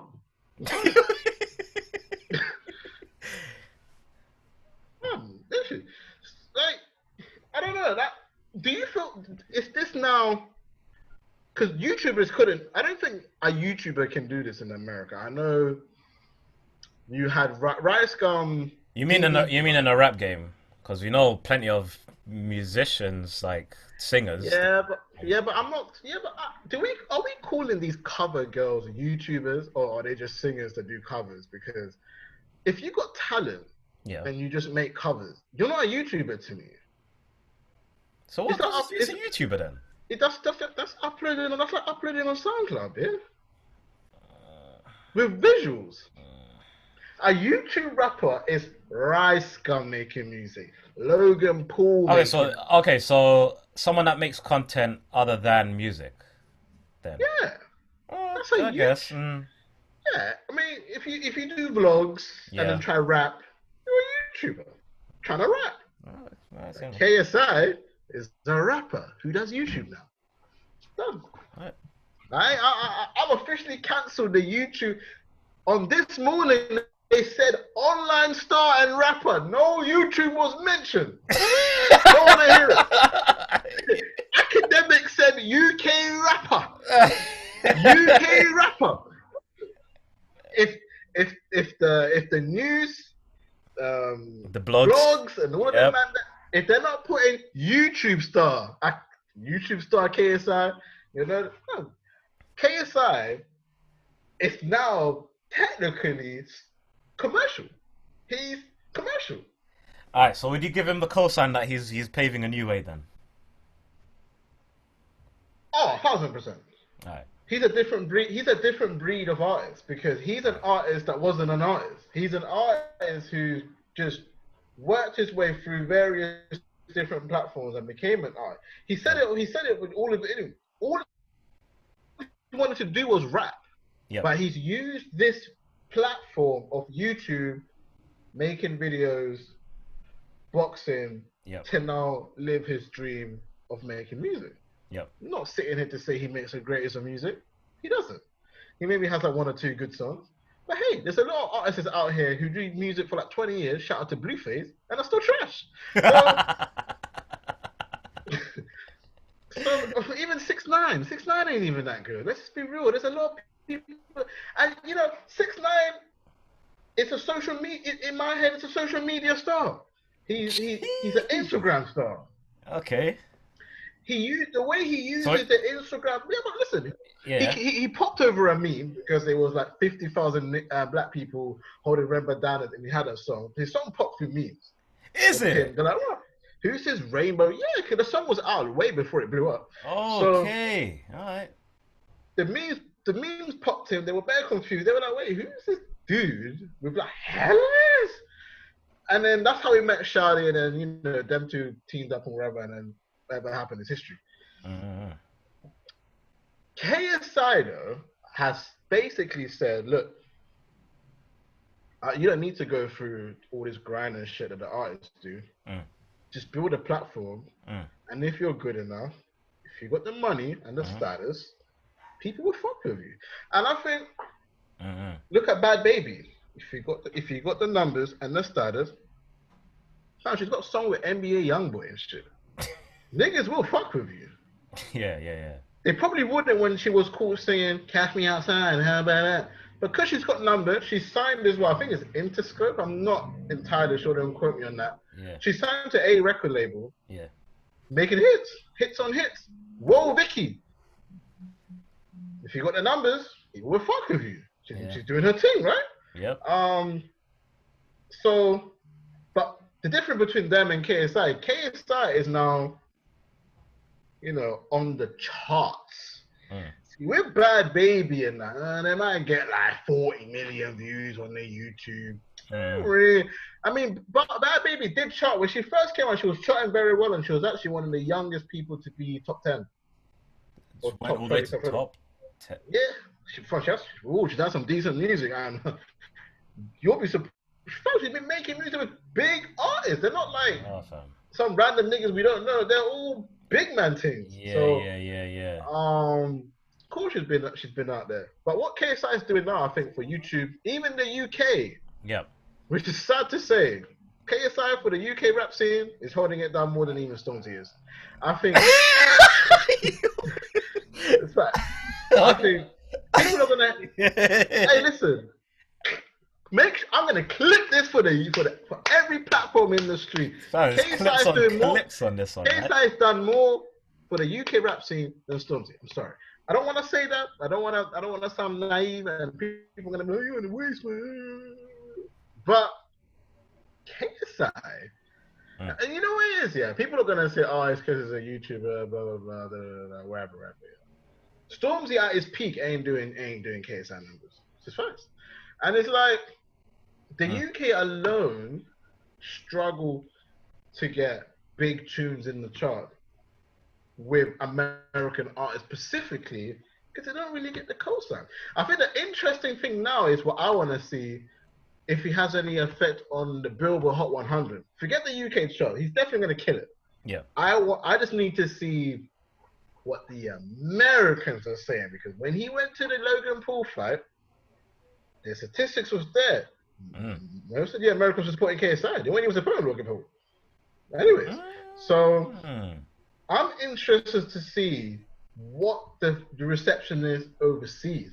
We already know he's going to go #1 here. I mean, bloody hell, Houdini, Down Like That, they all did good numbers here. Yeah. Didn't really resonate with the Billboard Hot 100. I don't know if he was in the 90s or whatever, but he definitely wasn't a talking point because he wasn't that high up. Nobody cared about him. So I want to see what this way does. Having Offset on there, I think what's crazy is the cosign difference as well. Yeah. Rick Ross followed KSI before KSI even followed him. Yeah. Mad. Posted a picture of him, posted his song, posted a bloody fight. Like, he did like 3 or 4 posts with KSI. Yeah. KSI posted Rick Ross once. Yeah. So the co-side is different. Offset is into gaming. Offset definitely would have known who KSI was. Yeah. Definitely. He's part of FaZe. I know he's not an idiot. KSI is friends of FaZe. Remember, they do collab Simon and FaZe all the time. I don't really watch the videos, but I subscribed to them like years ago. I don't really tune into Simon like that anymore. I'm a bit older. Yeah. I haven't unsubscribed yet, but not yet, you know. But yeah, I'll see it pop up. Yeah. So I know for a fact KSI has probably seen Offset around and, you know, wherever it is. Offset knows who KSI is. I ain't even going to dispute that. Jeremiah might just be there for the quick bag. Obviously, Rick Ross, we know, was bare in love with him anyways. Yep. And then obviously you got Tion Wayne. So Tion Wayne and Swarm, they're just benefiting off his buzz. Yep. And you know what's funny? I feel like most of the people on his album need him more than KSI needs them. The only thing KSI needs from them is a co-sign from the industry. Yeah. He needs the music industry to see him as more than a YouTuber. Yeah. And that's where I actually believe his album and his features came into the play as to why there's so many. Because I think there's only like 3 songs on his one. The rest are features. Yeah. And especially if you look at you can even tell where he's trying to tackle it. It's very much America. He has 1 UK song. Yeah. Or UK features with Tion Wayne and Swarm. The rest are fairly large American art. Little Baby, up and coming, popping right now. Yeah. Rick Ross, Legend, Offset, King, Migos. You got Jeremiah, King of the Hook's been doing this thing for years. He's really tackling the Americans. He's saying, listen, I need to get the Americans on my side for this one. And I believe he can. I don't know if this album would do it. I think he might need 2 more albums before people will say, okay, cool, you know what, KSI, you're here to stay. I think now people, it's kind of like the 6ix9ine effect. It's just interesting to see KSI do something different. You're saying Offset, oh shit, I need to see, like, we need people to forget the hype and see what happens when you drop the next one. Because the hype ain't gonna be the same. Because now they're gonna be like, all right, cool, we know you do music now. Yeah. But if they're not feeling, if the album ain't good, they're not gonna care for the next one. Yeah. So we need to see where the hype is going and what that means for KSI, you know, as a musician. Because obviously he's been touring, but he hasn't toured in America. And he had plans to. He was supposed to do pretty much every festival this summer. Unfortunately, that shit couldn't happen because of the coronavirus. But yeah, I just think I just want to know what the Americans will think, because they don't like UK music anyways. But because KSI doesn't come from that background of we don't fuck with UK artists, like KSI is KSI. And most of his fans are in America, so you kind of just assume, okay, cool, he should definitely be cool. But yeah, I'm just more interested in the everyday hip hop fan and music fan of what they think. Forget what the 2-year-olds think, because we know they're gonna love him anyways. Yeah. But I really want to know, like, I want to know what KSI thinks. I want to know what Academic thinks. I want to know what Adam 22 thinks. I want to know what Charlemagne thinks. Yeah. These are the people that I just need to hear. Yeah. Because if KSI does numbers, they're going to have to talk about it. If he doesn't, they're not going to talk about it. They never spoke about any other song apart from Down Like That. But that was because of the fight. Remember, he went on a mad tour of America just doing interviews. But he wasn't on the Breakfast Club. He wasn't on everyday.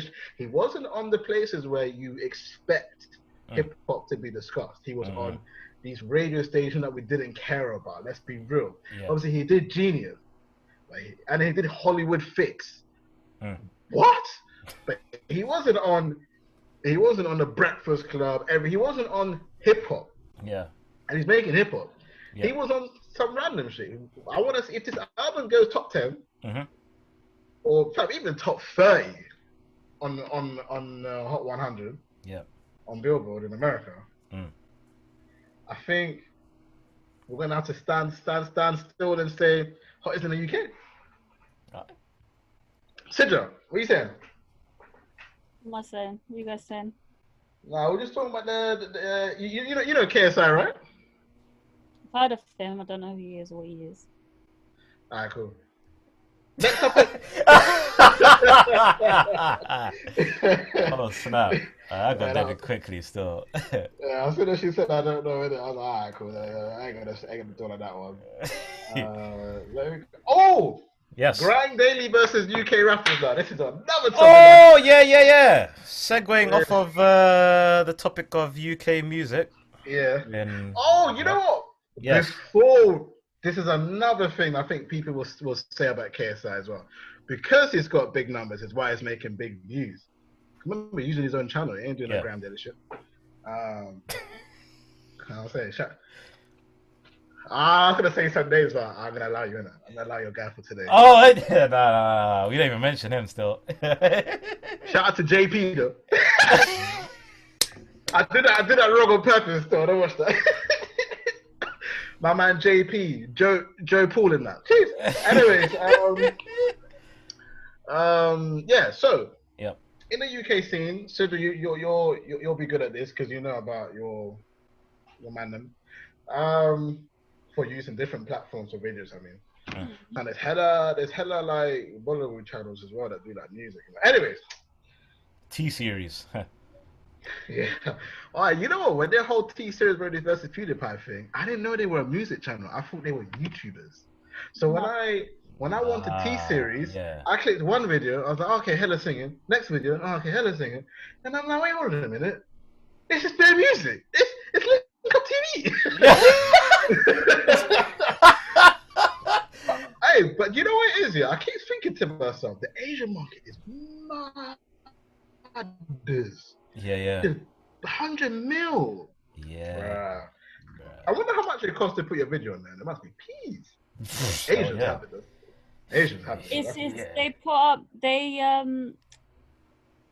T-series, as far as I'm concerned, it's a massive production company as well. They do movies as well. Okay. Really? Yeah, Bollywood movies and stuff, and the only reason I think they're so big is because they put out every single song that comes out, that sort of any Bollywood music, any Punjabi music, any sort of like music that's trending. Yeah, and they put like all the movie soundtracks there, right? Yeah, because I feel like I'll be hearing some of these random movie soundtracks that I'll be hearing online. Yeah, they are. That's because that's what it is, isn't it? They're the ones that are the production company for the for those movies, isn't it? At times. Nice. Yeah. No, that's dope, man. So that's cool. That's actually a good segue to the conversation we're gonna have, because then Sidra can also tell us her perspective on what the difference is in Bollywood in that sense. Yeah. In the UK. Yes. I'm actually going to say names on this one though, so be ready. Talk to me, man. I'm not boying them though, because this ain't even boying them. It's kind of boying their team, because I know it's their team that's doing this to them. Yep. Grime Daily Link Up TV. Okay, Link Up TV's been irrelevant for about 3 years. Yep. Definitely ain't talking about Pac-Man TV either. Nah, that's been irrelevant for like 100 years. Still getting his money though. shooting, Yeah, shooting the yeah. videos. Shout out to all them channels though. Obviously, Rap City died in that, but shout out to all them channels in that. Even the one I know, there's one channel dedicated mainly to like drill. Yep. That's how irrelevant the channel is. I can't remember your name. But salute to you as well. I ain't even hating now. That's just how I'm talking it. If I don't know you, you're just irrelevant, man. If I met a guy down the street and he go, yo, street white, remember me from last week? You're irrelevant. I don't remember your name. So don't get emotional if I say you're irrelevant. You just are. But and I listen to you kid drill like that anyways. But anyways, so I'm gonna say some names as well, yeah. Pound, Young Main. Yeah. So basically disturbing London. The whole of the UK scene. Let me just say this. 80% of your UK scene rappers, yeah. Not even for the Chip is an exception. But even the man from D Block Europe and the man there, yeah. All you man, yeah. Do D Block still upload on GRM only? I think they use their channel sometimes, but they always upload on GRM. I'm gonna have to Google that quick time. Google that for me though. Carry on. Because they do have music on GRM. Yeah. And yeah. Google something. And also, if you can, go on GRM Daily and just go on popular videos. Yeah. I just need to see that. I just need to see the numbers on that. But yeah,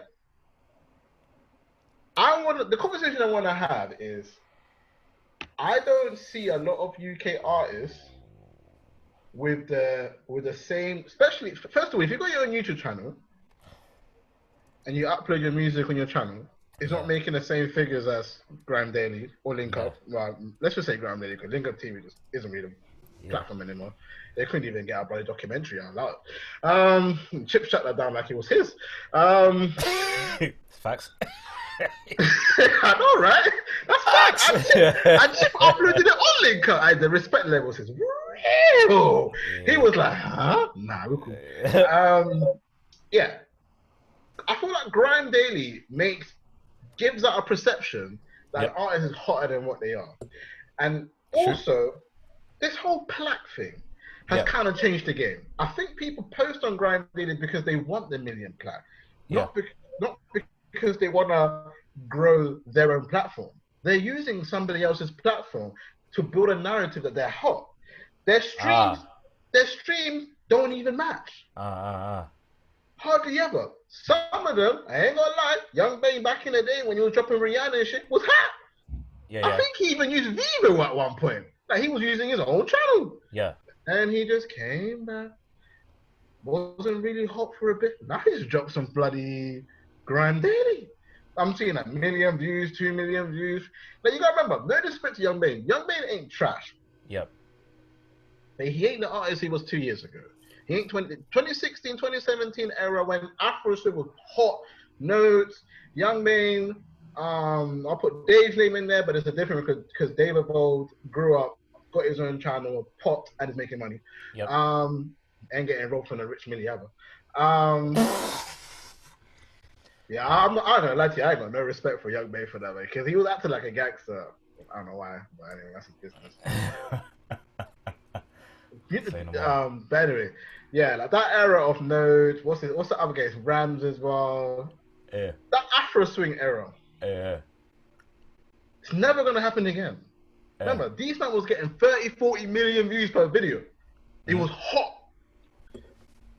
All of a sudden, now everybody's kind of not getting the views. They're just binge watching Grime Daily for 1 million plaque. So the question I want to ask you, even Sidra, you can talk to me from either the Grime Daily perspective or, you know, what you see in the Bollywood scene, like T-Series and that, when they post on other channels. Like, whatever. My point is Grime Daily hot, or are these artists hot? Now, what's hot? Grime Daily or the actual artists? Because from my point of view, Grime Daily is hot. Yeah. They got you thinking. Yeah, but they wouldn't be what they are without those. Like, they wouldn't have content if it wasn't for these artists and people like their stuff either. Yeah, but that's not the point I'm asking you. I'm asking you, why is the sales not matching the views on YouTube? Why the sales? Because Because why if I'm the sales not matching the same as YouTube, yeah. Listen, if you're because let's be honest, right? Are you gonna go buy an album or buy you don't like have to buy it, it's free to stream. so then what's the problem? People can go on YouTube. Everyone's on YouTube. It's a platform. I I don't have think you get it, YouTube. man. No, I don't get it. I'm not gonna lie, because I've got YouTube. Like, Oh my gosh. But you know what? This is good because from your point of view, do you know what? This actually answers my question. So you would just rather play the play button on YouTube, but not listen to them again? Oh, that's peak. yeah. I mean, look, I've got YouTube Premium. Yeah. Yeah. Shouts to that. Okay. Really? I've got YouTube Premium. I don't have Spotify or any other sort of music thing, right? Because the way I see it, No Apple Music. Listen to why I've got YouTube Premium, right? Because for me, right, on YouTube Premium, I can literally stream any song the second it is out because people put it on YouTube straight away, right? Where Spotify, not every single album is out there, not on there, not every single song is on there because they haven't, put it on there yet, or they haven't. What do you mean? Can they normally put it out the same day, don't they? Or maybe not every single song is on Spotify or anything like that because unless they've got like them net video things. Yeah, I get it. Yeah, they don't. Not every single thing is on there. Do you see what I mean? So YouTube, everything is on YouTube. They put it straight out on there. So and automatically, what YouTube does, like every other one, is that it creates a playlist for you that you can listen to later on. That's exact same songs, or you can listen to a completely new playlist. It literally is like Spotify, but I feel like it's better. And you've got the option to either listen to the song on its own or watch the video. Do you know what I mean? It goes from just listen to the audio, or you select the button and it shows you the whole music video. So depending on what I'm doing, right, if I'm sitting there chilling in my car waiting, I can switch my thingy from audio to bloody the video while I'm waiting for someone, or I can just listen to the audio. Do you get me? Like, it's literally that easy with YouTube. Well, I rest my case then. Like you basically said what I said. The man them aren't hot because you go on YouTube. If you're subscribed to Grind Daily, if that's the channel you're feeling, you like their content, you play their content, but you don't really care about the artists after that. Hence why half of these guys are getting a million, 2 million views. Because maybe half of them don't even care about Young Bane in the first place. I mean, personally, myself, right, I'm the kind of person that I don't have a favorite artist or, anything specific or a favorite genre. I'm the kind of person, if I listen to a song and I like the song, then I will continuously listen to that song itself. It doesn't mean I like the artist or anything like that. However, you have to have a good, like, for example, if you're a YouTuber, nobody's gonna come back to you. They may have they might have been on like the Explorer page or whatever, and your videos come up and they've seen your video and they like that one video. Maybe you did something funny, but then they look at your other content and they're like, nah, I'm not feeling any of the other content, but I like this video. So they'll keep watching that video, or they'll share that one video. It literally comes down to, is your music good enough in the first place that people are going to want to listen to it? Otherwise, the channel itself is hot, they'll bloody they'll put the song on, but then if nobody likes your song, you're not going to get the views, you're not going to get the, do you know what I mean, downloads or anything like that. It does come down to, is it good, as well as you're using a big platform. Yeah, I still think you're talking from a different point to me, but I get what you're saying though. My point is though, that posting on a different platform to your own platform, especially in a music game where people's kind of success not always are based on numbers, but people look into numbers. Yeah. And me personally, I wouldn't want 50 million views on Grind Daily and then 10,000 streams on Spotify, or altogether streams. I'll just feel like that's just dead. Like, you're not gonna chart. So what's the point of having 50 million views, but I'm not gonna be invited to an award show because my numbers don't match at all? And even if you look at the people that get invited, or only really Stormzy, Stormzy, Skepta, Young Bane, Once Upon a Time, Dave, but there's like 50 of them that do the same shit, get a hell of views. You Pound's a very good example. He got 1 million views. Hell, he got like 3 or 4 million views. He posted up on the ground with the 3 plaques of 1 million views. Yep. But they ain't gonna win him an award because he ain't got the numbers to match the nominations. Furthermore, he might even just get nominated if it's like the MOBA Awards because that's just the UK based. But Brit Awards and them things, they ain't looking at him. They're thinking, 1 million plaques, that ain't mean shit. You know what I mean? You need to be having 20,000 sold, 30,000 sold, whatever sold. I'll even say KSI is a perfect example, or Stormzy, fuck it, KSI, Stormzy. Yeah. He used to upload on these platforms, Yep. and he built his channel up. Yes. On his channel, and he Yeah. posted on his channel. He did a couple of covers on his channel. He was getting 300, 600K. Eventually, he's in 1 million. Yeah. Now, when he drops, it's 1 million, 2 million. He doesn't need these platforms. Yeah. But somebody like Young Bane, Yep. who had a very good success 2-3 years ago, why is the guy not even had a? Why is he not even using it? What happened there?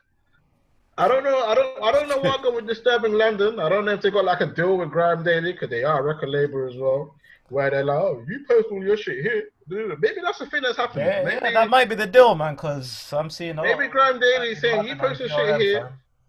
But my thing is, it's just the artist. I feel like that makes the artist lazy. Definitely.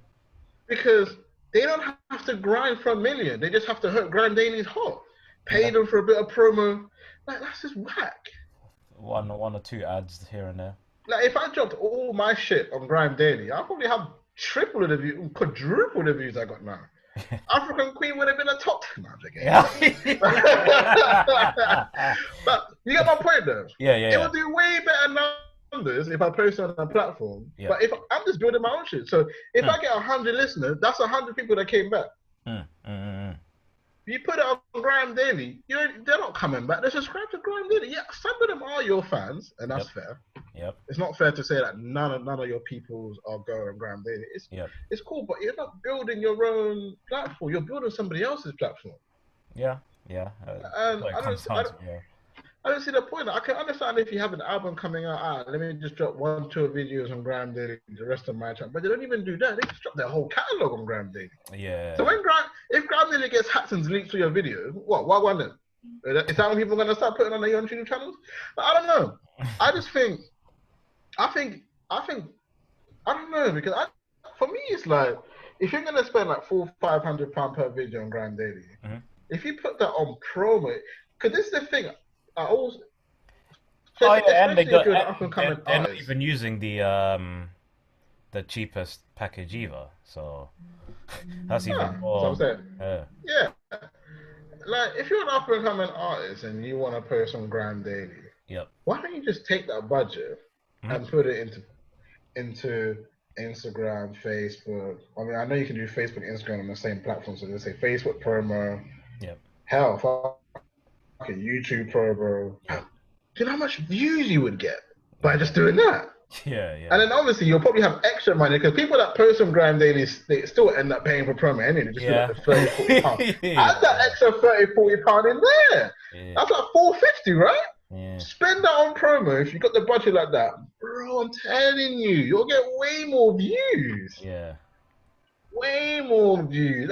Fam, what's going on, I think, is the most I ever spent on promo. I got 4.8K, whatever it is on now. That was less than 60 quid. I normally just drop a little £10 here, £10 here. Mental health was like £10. Like, I didn't spend million P's on this shit. You get me? And I still got over 1,000. And you're dropping 300-400. Listen, if you got the budget, sorry, I was broke times then, mental health, broke times in that.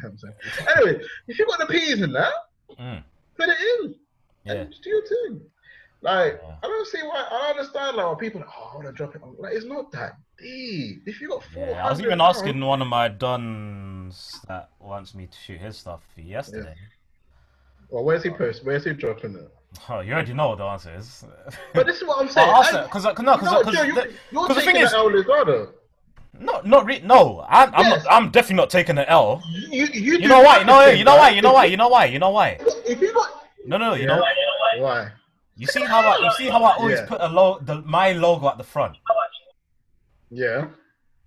I'm not taking. Oh no, that's promoting you. Exactly. I'm not taking the L. I don't mean like that, but you're missing out on money. How? I don't get royalties either way. All these artists that post on Grime Daily, Yeah. you do marketing, bro. You're king marketer. But Why are you not robbing these niggas for full bills, fam? They're dropping 450 on Grime Daily, bro. I don't deal with people spending because that's in the marketing world that I'm in. That's nothing, I know. Peanuts, yeah. I'm Yeah, I know. bro. I'm used to dealing with people that are spending 3 million a month. So I couldn't care less about someone dropping 400. Like flex. You know what I mean? So Like flex. like. Oh yeah, and they yeah, we don't even know how. For 450, the campaign is like 1 day for that. Yeah, so it's like it's a lie, man. But no, because I asked him specifically. Oh, is it just these videos that you're gonna put on GRM, or is it all the ones in the future that you wanna do? He was like, yeah, I want to put all of them on there. I'm like, yeah, all right, do you, innit? You know what I mean? That's not my business. So Yeah. I don't know, man. I don't know. Yeah, it's an interesting thing, isn't it? I don't know what the appeal is with putting your whole catalog on there. To be honest, I really don't. It just doesn't make any sense. I can understand like a freestyle or a net video, but your actual body of work, nah, man. It's not the one. Yeah, I don't get that, man. It's not the one. It kind of kills the. I feel like it just doesn't give. It's like somebody has your body of work. Yeah. Essentially, like you have to go on Grime Daily and proper search your name to find your video. I just go on my channel and it's there for me. Yeah. Because I even take it back to back in the day. Obviously, when I was on the YouTube grind doing gaming videos, we had Machinima, which is like the gaming equivalent of Grime Daily, but you know, a much bigger scale. And you know what us gaming YouTubers wanted to do was to put our stuff on Machinima, but even then, like you wouldn't give them your. I mean, yeah, I guess you would give them your best stuff, but not the real good stuff. You would still keep on your channel, because the whole hope was you put something out good enough on that channel that they would come back to your channel, and then the rest is history. Obviously, there's been countless of people who've blown up. That's essentially what you should be. Yeah, that's what you should be doing, but people don't. Yeah, well, they're not doing that. But can you imagine someone making a vlog and then they drop it on a random channel? Yeah. And then you just keep doing that, and it's naming their channel, but it's a vlog about them. You'll just be sitting there like, what are you doing, bro? Why are you paying every month to put your vlog on World Star Hip Hop? Like, that's even something the Americans do much better as well.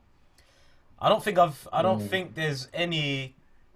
Well, I guess maybe a couple of unknown ones that primarily use World Star Hip Hop as their main place that they upload.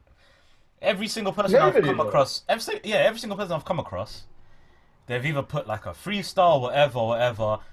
Fuck it. Even J. Cole put a freestyle on there like last year, 2 years ago. Yeah. Obviously, everyone else they have their own channel, and then they'll put one or two things on World Star Hip Hop. They're not relying on them like that. Yeah. Everybody's even fucking academics use World Star Hip Hop to do whatever it's on. But exactly. You do it like once or twice. Yeah. Maybe a year, and the rest on your channel. But in this country, it's like the whole catalog's on Grime Daily. But I think, I think the problem I always think I've had with the UK is,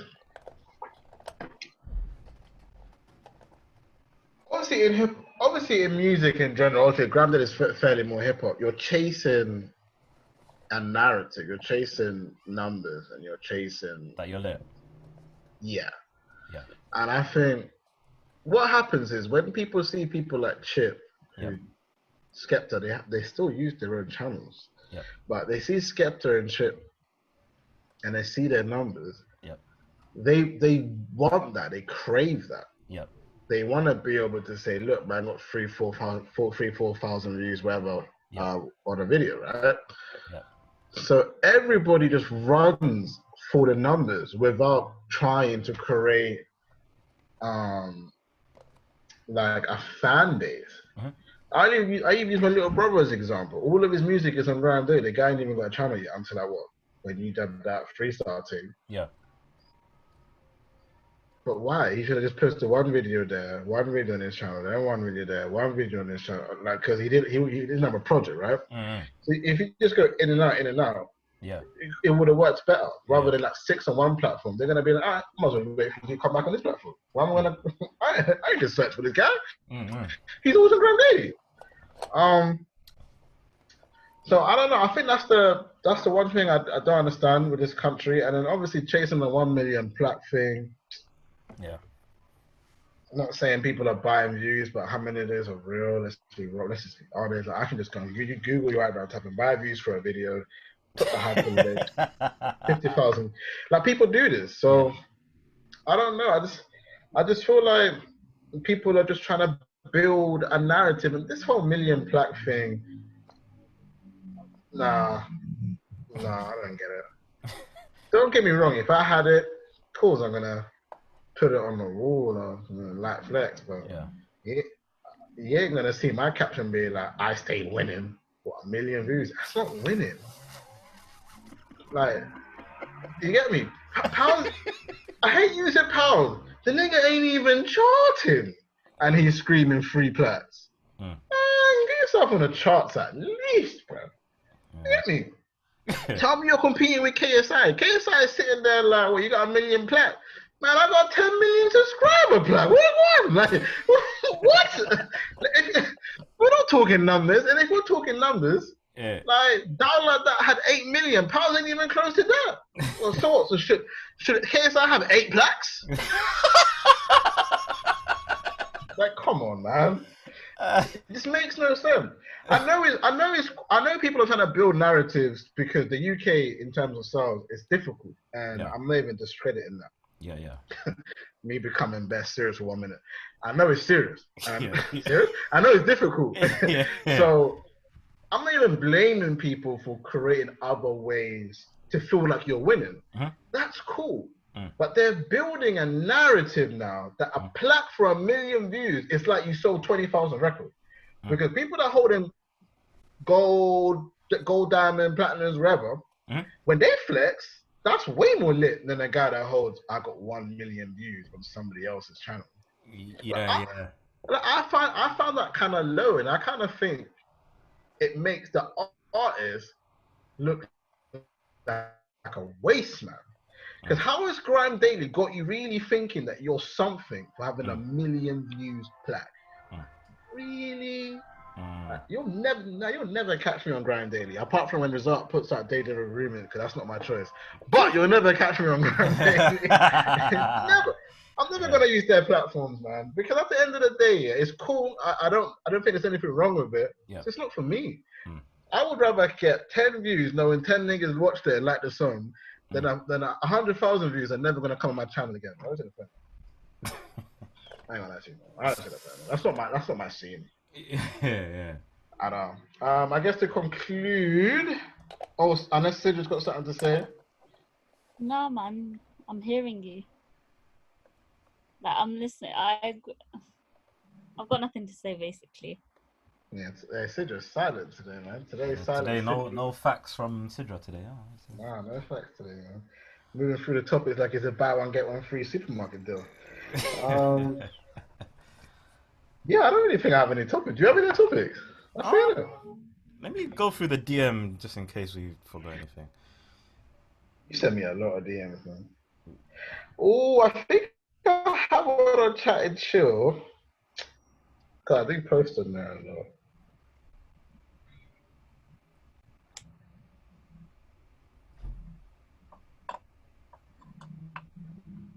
Nah, I don't. Nah, it's nothing. Oh, actually, no. The last dance. Okay. Yeah, you had a lot to say about it, obviously, as a non-basketball fan. Okay. Yeah, what are you saying? How did you feel about the documentary? That's gonna be a great title. I enjoyed it. Okay. I think it's probably my favorite documentary in the last 2 years, to be honest. Okay. Because I feel like we just get too many documentaries to do with some gang shit. I don't care. I don't even watch them anymore. And then you get all the crime shit. I don't really watch them anymore. Yeah. And then you might have like a couple people do documentaries, but I didn't really know them when I was that young to care to watch them now. Yeah. It's interesting to still watch, but I didn't care. Yeah. I think with Michael Jordan and The Last Dance and that whole last season, Yeah. My dad was into basketball. My dad used to love Michael Jordan, so Mm-hmm. I was old enough to not that particular game or that particular season, but I'm old enough to remember Michael Jordan. You know, my dad used to run, but he used to put it on TV. Like, man knows, Michael. When else in Sweden, it was bumping out the television. Oh, these are Sweden times. Yeah. Okay. I just don't remember many of the matches, innit? I ain't gonna the front like I do. Yeah. So I enjoyed it. I think what was cool was understanding the different understanding how different everybody was. With the Rodman shit, like people just respected that. Okay, cool. This nigga needs 3 days. You go to Vegas, go party, do your thing. Yeah. But when he comes back, he's working hard. Like, he needed that treatment. Yeah. It was interesting. I didn't realize how influential Michael Jordan was on his team. Obviously, I know he's captain, but I didn't realize how much he was literally pushing it. Obviously, when he joined it when he was young, he was already the hottest in the streets. They knew after the first trade. They said in 2 weeks they knew he was the best player. My guy wasn't even 23. He was 20. That's crazy. I just think the whole thing was cool. Obviously, the whole pimping story, that season when Michael Jordan left, and he really wanted that limelight. He couldn't handle it. You get me? They were flopping. They weren't winning no games. They were whack. I wouldn't call them a one-man team, but you really, really realize, bro, Michael Jordan, like 4 or 5 players, man. He can defend. He can score points. He can lead. He was everything.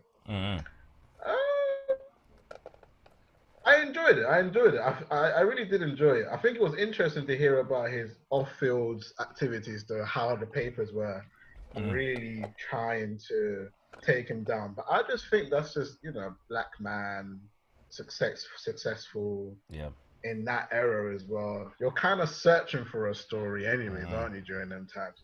So I wasn't surprised by that. I was really surprised by the fact that they tried to link him leaving to go to baseball on his dad's death. That was wow.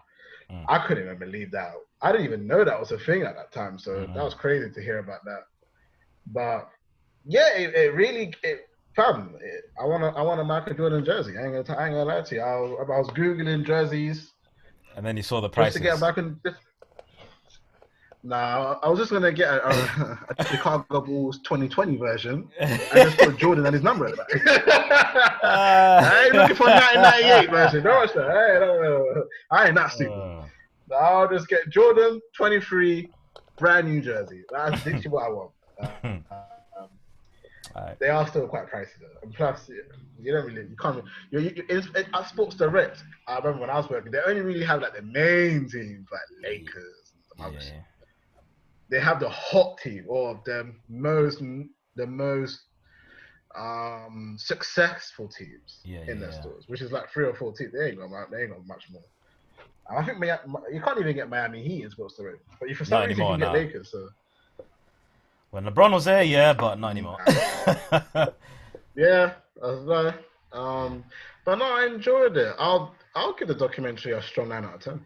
Nice, I think it was well executed. Wasn't too much waffling. I enjoyed the stories that was being told, and I actually like the fact that it didn't focus too much on Michael Jordan. That's what I thought it was. I thought it was gonna be just a Michael Jordan thing. Niggas just tell me how great he was. Because when you mentioned it, I saw it and I was like, I don't know. I just waited for it to be out for a few weeks. Yeah, Then I watch it. yeah. Then I just kept hearing about it, hearing about it. And then my cousin, honestly, in a group chat, dropping spoilers. And Yeah. he actually ended up buying the game at the end. I don't think I told you that. Yeah. He was like, nah, bought the I'm game gonna get 2K now. like 2 days ago, and he's whack. And he's whack. He's posting videos there. My guy can't even score a 2-pointer. Forget 3. Oh my god. He's struggling to score 3. Oh, that's hilarious. But that's what I really enjoyed it, and I think we need more of these, like that style of documentaries. I think when people do documentaries, it's too much just their life after the sport. Their life, like you don't really hear about their greatest season, especially in football. I think if you're gonna do like a messy documentary, pick the hottest season he ever had, and just build a documentary around it. That whole going back to '90, that shit was lit. Yeah. That timeline was lit. I can't even. I sat there with yo. In my head, I think, yo, have you used to be with the timeline and shit? Oh, yeah. That the whole timeline thing, like it was different. You know, you got to shout out to the NBA because obviously they kind of hold the content for that. Shout out to NBA, shout out to CBS, shout out to Netflix, man. You lot create a masterpiece. Also, not CBS, ESPN. Yeah, I was about to say that. Create a masterpiece right there. Yeah, man. Masterpiece right there, man. That was a masterpiece. But yeah, strong 9 out of 10. I think we would have given it a 10 out of 10. Would be more episodes, man. Oh, fuck, I love that shit. It was that good. Fuck it, I'll give it a 10, man. Fuck it. 10 out of 10. I can't find no flaws. I enjoyed it. I thoroughly enjoyed it. Alright, man. It surprised me because I'm the type of person that didn't enjoy the Narcos shit. I don't really enjoy.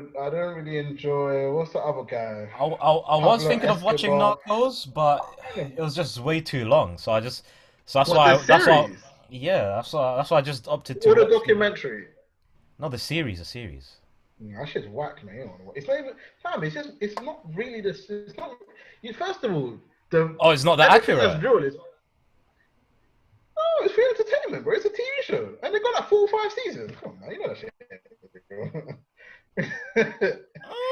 mean, obviously, it's based on true events. You got to remember true events. It's not a true. It's gonna. So not everything's accurate, and it's a series. Maybe season 1. You can give season 1 potentially accurate. After that, it's just for your entertainment. It's the same thing when what happens in those things that are real. If the first season goes well, then hey, we might as well just try and carry it on. We made peace. Yeah. Why not? But no, Narcos is, I don't know. All that, I don't know, man. I think they're just pointless, man. I mean, the documentary I watched, I was fine with it. Yeah, I don't know. I find crime stuff boring, and because I'm not that I'm not interested in gang culture. Yeah. Well, clearly you can tell I don't really care about it, so it doesn't interest me that much. When I watch it, it's like, yeah, he sold drugs.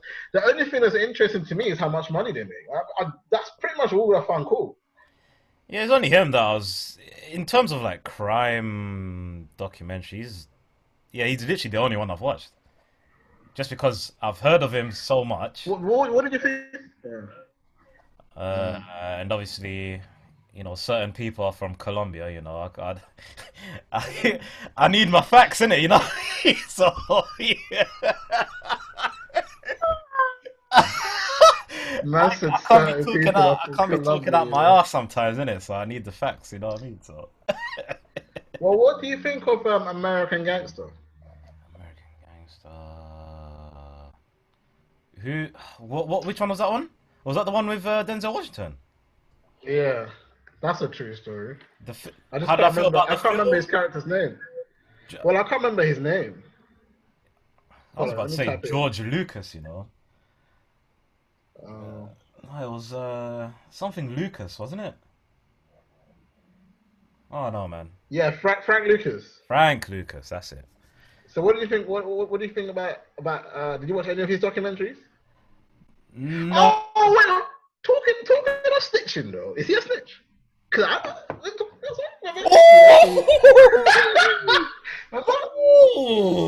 what I'm saying? Is he a snitch? You know what I'm saying? He cooperated and told on the whole operation. How quickly people forget. Oh, I don't know, fam. I just remember, you know, back in the day, pretty much everyone that got caught told though. That, yeah. Pablo, all of them man was snitching at the end. Because they had to. I guess... I don't know. I don't know, actually. Because, you know what's funny? Because how I might look at it now is that, obviously, with certain rainbow-coloured haired people, it was their back against... Is their back against... is their back against the wall and they're just spilling out bare ting. But with them, I don't know. So was 6ix9ine though? Huh? 6ix9ine back was against the wall. That's what I just said. Certain rainbow-coloured haired people. Oh, certain rainbow-coloured. But I don't know, because I'm thinking even mafia things is like they at least consulted with their people. They're like, okay, you can say this, this, and this, but then everything else you keep quiet about. So I don't know, man.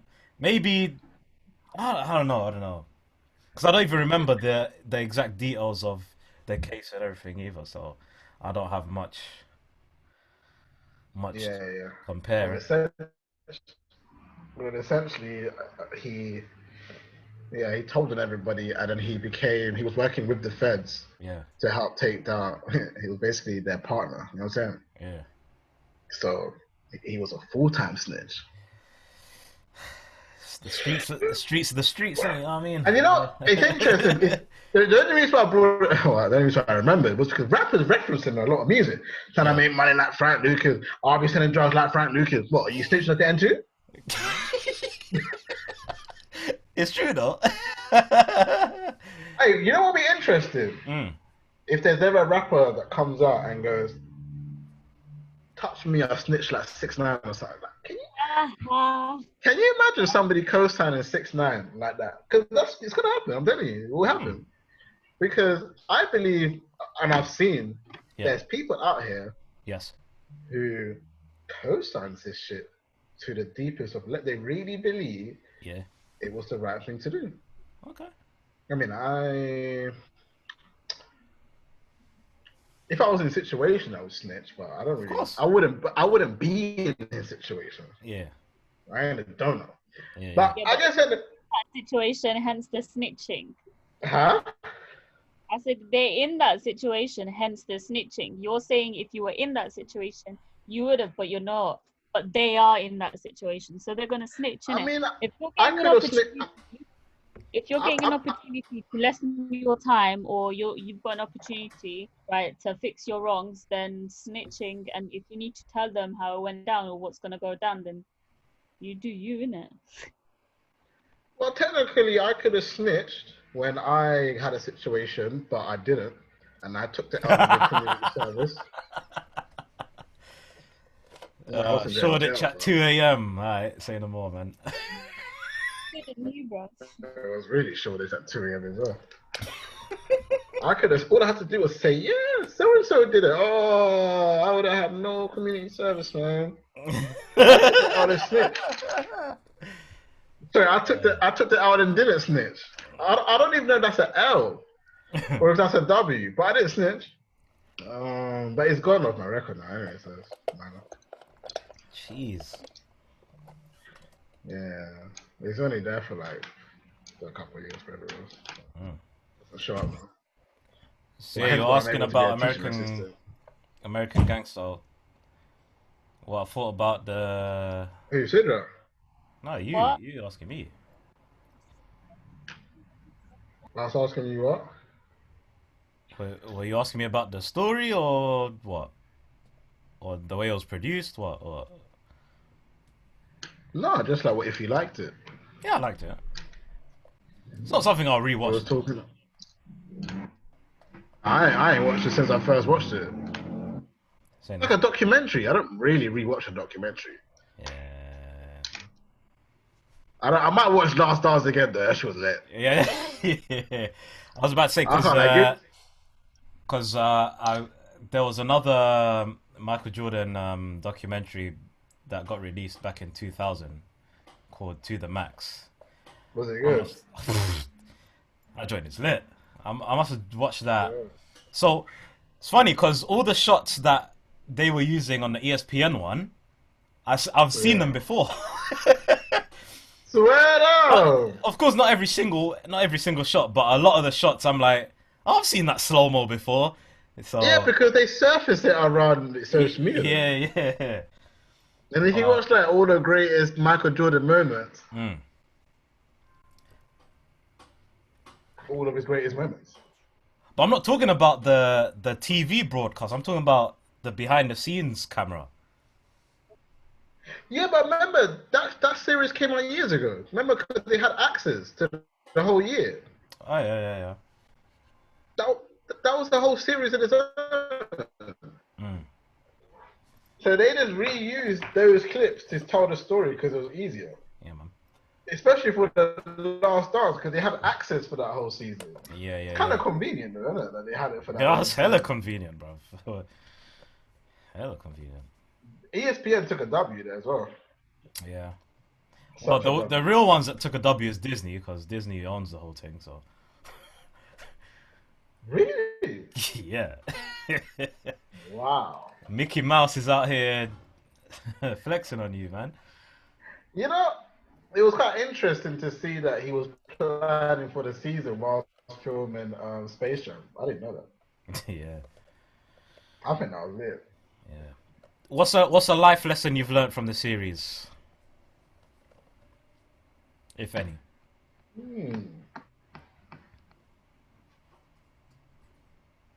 Never give up, and don't let the people around you slow you down. Jeez, the man I'll tell you why. The man has spoken. I'll tell you what.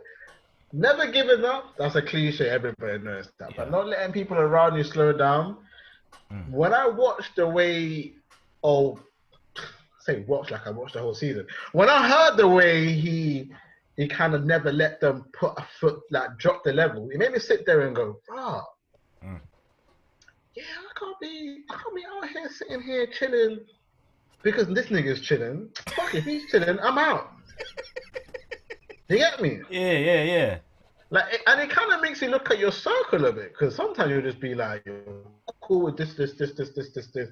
And I sit there and go, okay, who works hard? Obviously, you work. I know you work hard as shit. But if I was to look like, I'm not gonna say no names, and no, it's not welcome the family. This guy. But I ain't even. But there are people that I would say are doing the same shit we're doing, who I would say are probably pointless and just they're not worth my time. Or I should just try and pick them up and be like, yo, let's do this. You know, I even no respect to Sidra, my girl, I'm muting now. I'll put Sidra in a minute. Sidra needs to get that push to get up and start doing her thing. You get me? For a while now, she's been saying she wants to do X, Y, and Z. But where the receipts? So we need to help her build her receipts. So I just learned that like if you want to grow with this particular team, you either you got to take the lead and just push them with you, put them on the level. Be like, all right, cool. Listen, fuck sitting at home, man. Let's just go to the park and I'll take a picture of my feet. I know that's random, but you get what I'm saying? Just do something. Cause there's no point saying I want to be number one, but then you're crying about trying to be number one when you ain't doing shit. You get me? So I really learned that. Yeah, and I think showing the fact that he puts his money where his mouth is, fam. At the end of the day, so I rated that still. Of course. What do you take from it? I just nothing really. I just you just watched it for the sake of watching it. Yeah, it's just because the thing is, obviously, I know about that whole. Well, I don't know the like deep details about the whole season and everything, but I know generally a lot about his career and whatnot. Yeah, you're into basketball, though, aren't you? Yeah. So really, for me, it was just it was an entertainment factor. Getting to know the intricacies of what went down and all sorts of stuff. Yeah, but as a student athlete, yeah. I'm assuming Michael Jordan is one of your idols. Okay, so all right, cool. So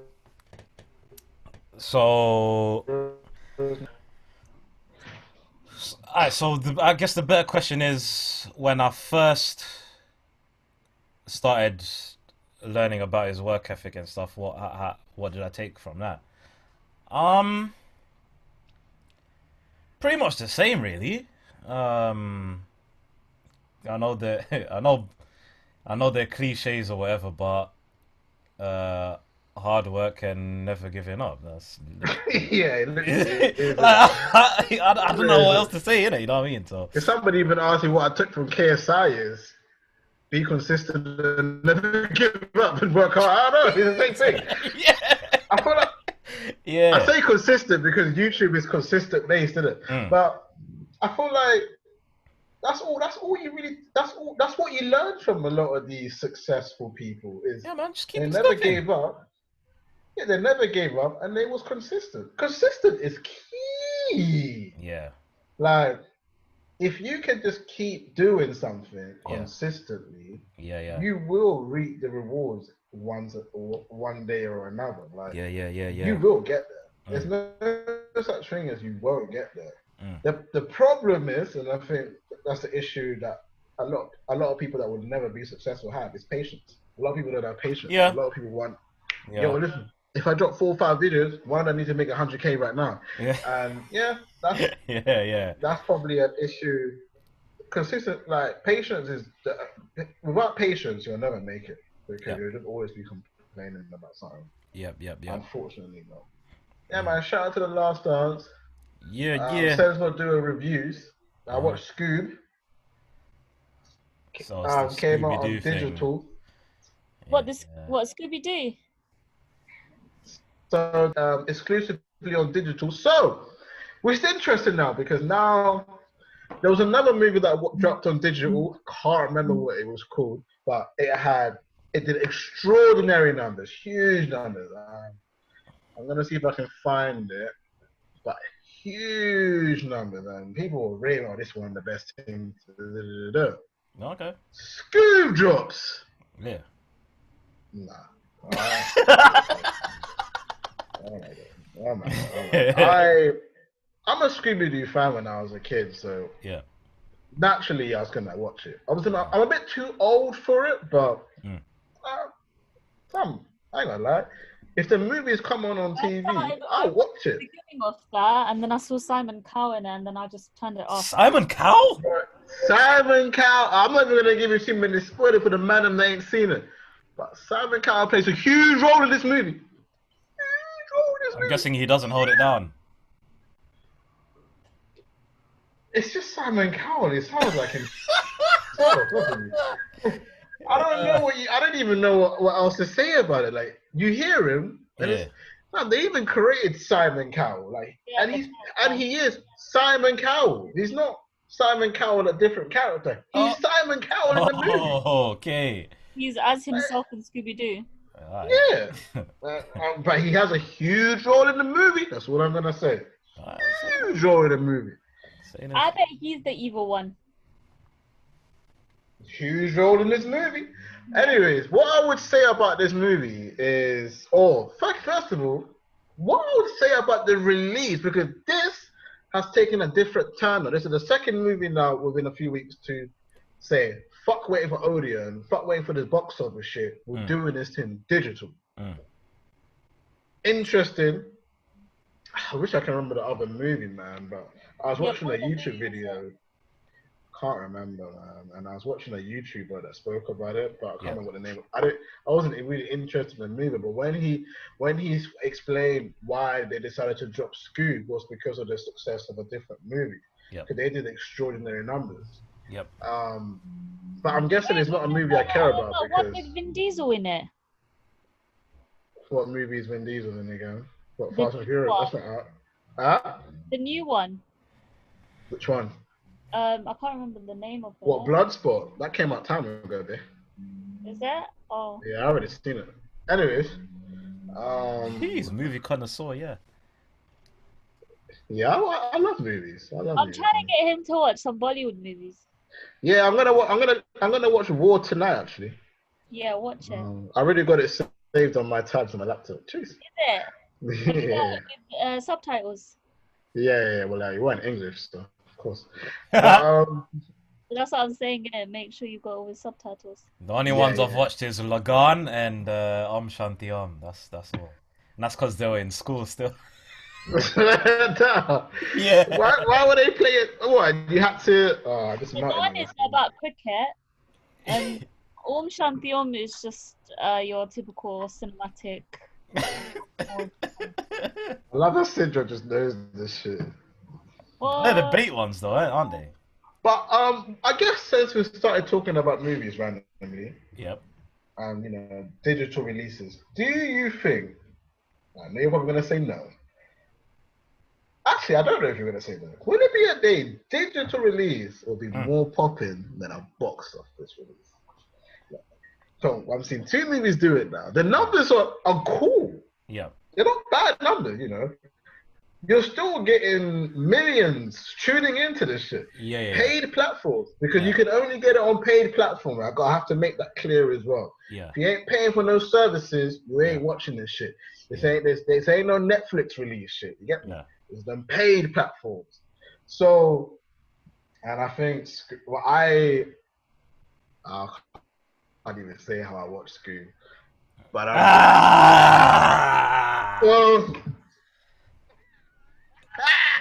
allegedly, I'm not dry snitching out here, but yeah.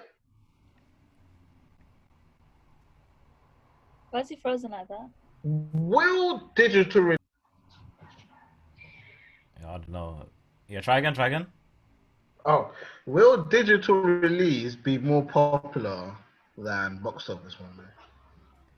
For now, probably, but I think eventually that.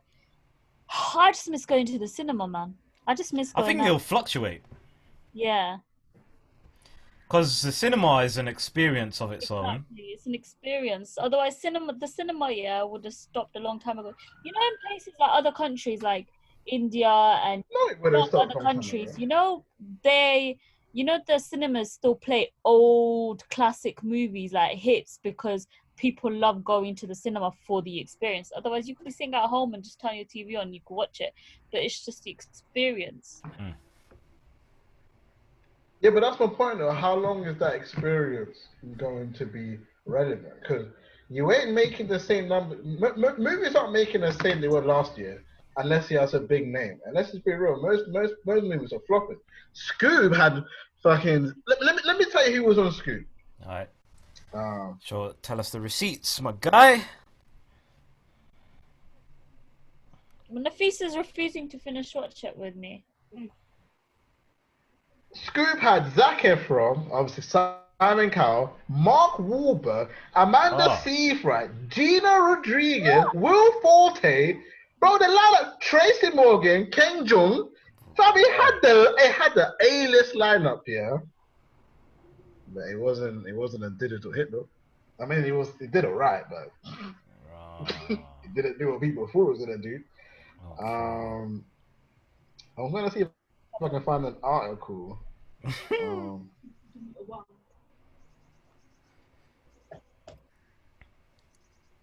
think the only digital only movie I've watched so far is The Irishman. That was quite a good one. Yeah.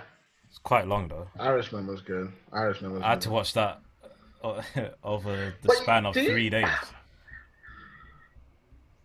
I swear. Yeah. Do you know what? People are saying that Scoob was a throwaway as well. Because people said they just dropped it now because they were like, it's probably not going to do that well. Let's just drop it. But I think it's interesting as well that during this quarantine, digital releases, it's gonna be a thing for like the next year. Because how long can you really hold a movie back? Yeah, that's true. So, Scream was meant to drop a few months ago. Hey, Fast and Furious is supposed to drop by now. We've got what's that woman from the Avengers called? Black Widow, supposed to drop by now. It's not dropped yet. Yep. How long is it before they will go, man, bomb this thing, man? We can't just have. We've had the trailer out for 5 years. Niggas are gonna be tied off for a week. Let's just drop it.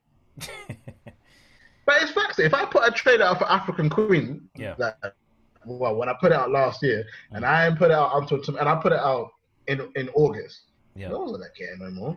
Yeah. I'm gonna have to almost re-promote it. Yeah. So I think in 5 years' time, because I don't think box office would die by then. In 5 years' time, digital releases will be the new throwaway. I think they'll make a movie that they think should be really good. They'll watch it, review it, and instead of dropping it and watching it flop, they're gonna be like, let's just make this a digital release, man, because we just don't know if it's gonna do a lot of movies anyway when they show it on like Amazon Prime or Netflix and put it on things like that. No, not that often. Netflix buy half of these movies, you know, like things like the Kissing Booth and them kind of cheesy type Netflix original movie series. Netflix buy that shit. You know what I'm saying? They want that shit. First of all, Netflix endorse half of this shit. They're probably paying you to make the movie because they liked your pitch. They're not throwaways, man. They're not throwaway. Remember, shout out to Will Smith. He's got 2 movies on Netflix as well. Bright and what? And Bright is on Netflix, and he also created the. I really like that movie. He also produced what's that thing called? You know, the one with the letterbox. The letterbox.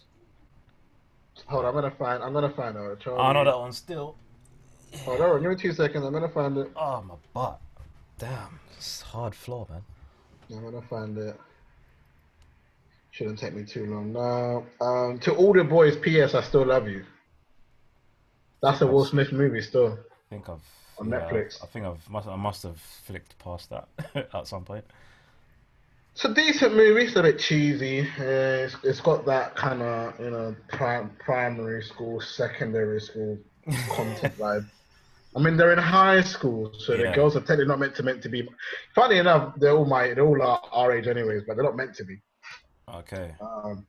He also produced, but one thing with Will Smith that I found interesting, like he's dabbled and dabbled into every platform. He's got his own YouTube series on YouTube Premium. Yep. Cobra Kai, recommend that, one of the hottest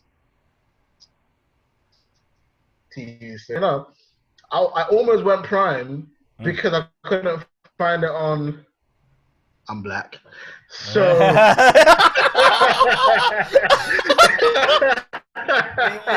Okay, I see how you roll, man. Yeah. So I was gonna get the free trial, right? But then I managed to find it on a different spot. So yeah, I did that. One of my favorite series of all time, I think is season 3 is coming. I think it's been pushed back by anyways, but we're shooting season 3. I can't wait for that. But yeah, I do think digital platforms are going to be the thing. Amazon Prime, I don't think will ever be on the level of a Netflix, unfortunately. I think with Amazon Prime, I don't know. I don't even understand. Like Amazon Prime for me is next day delivery. I ain't trying to watch movies on that shit there. And they don't even have good content on there. I mean, I know Sidra has Amazon Prime. Hey Sidra, why you got Amazon Prime? For movies or to fucking buy shit? I'll tell you why I've got Amazon Prime, and I hope this person never ever comes across this podcast, right? But your ex-boyfriend, yeah? Working at one of my old workplaces, me and my supervisor came to an agreement. He accidentally ended up paying for Amazon Prime for a whole year, right? And he was like, damn, that means I've got access to all the movies and this, that, the other. And you know how on Netflix you can add people to it? basically create profiles. So you can do that on Amazon Prime as well. So he did that on Amazon Prime, and I'm subscribed to his Amazon Prime, and he was subscribed to my Netflix. On my Netflix, I changed the password and everything, and I made it a one person only kind of thing. And he's just never clocked that I'm still on you're a Amazon. snake then. It is what it is, isn't it? I She don't changed care. the password because she won't call me anyway. So. Huh? No, I I was changed the joking. password, yeah, because bare people started like getting my Netflix, and it was annoying because it got to a point where everyone was on my Netflix, and after work I have this thing, right, where when I go to the gym and I'm doing cardio, I have to be watching something. Yeah. Otherwise I can't do cardio for anything, right? So when I What, you watch? You don't listen to music? no, I can't listen to music. Not even a podcast. Huh? Not even a podcast. No, I do that stuff while I'm driving. Like I listen to music and listen to podcasts while I'm driving, but I never in the thingy in the gym, right? I can't even lie. Podcast in the whip, lit. Yeah. That's so fun. I prefer it on like sit in the car with podcast. That shit is joke. So into that podcasts and stuff, and like when they're funny, I just like laughing out bare loud in my car while I'm by myself. You know what I mean? I just find it fun. But yeah. So till this day, he doesn't know. So he's not figured it out. But do you... Oh, that sounds very my phone. Oh, I thought that was my.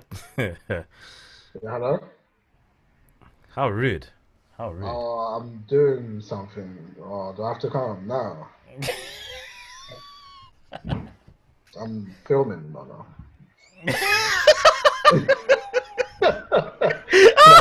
Mid-camera as well, you know. You're very loud, like it's mid-camera, you know. I have to go pick up something in the car real quick. And just bust through the door one time, like.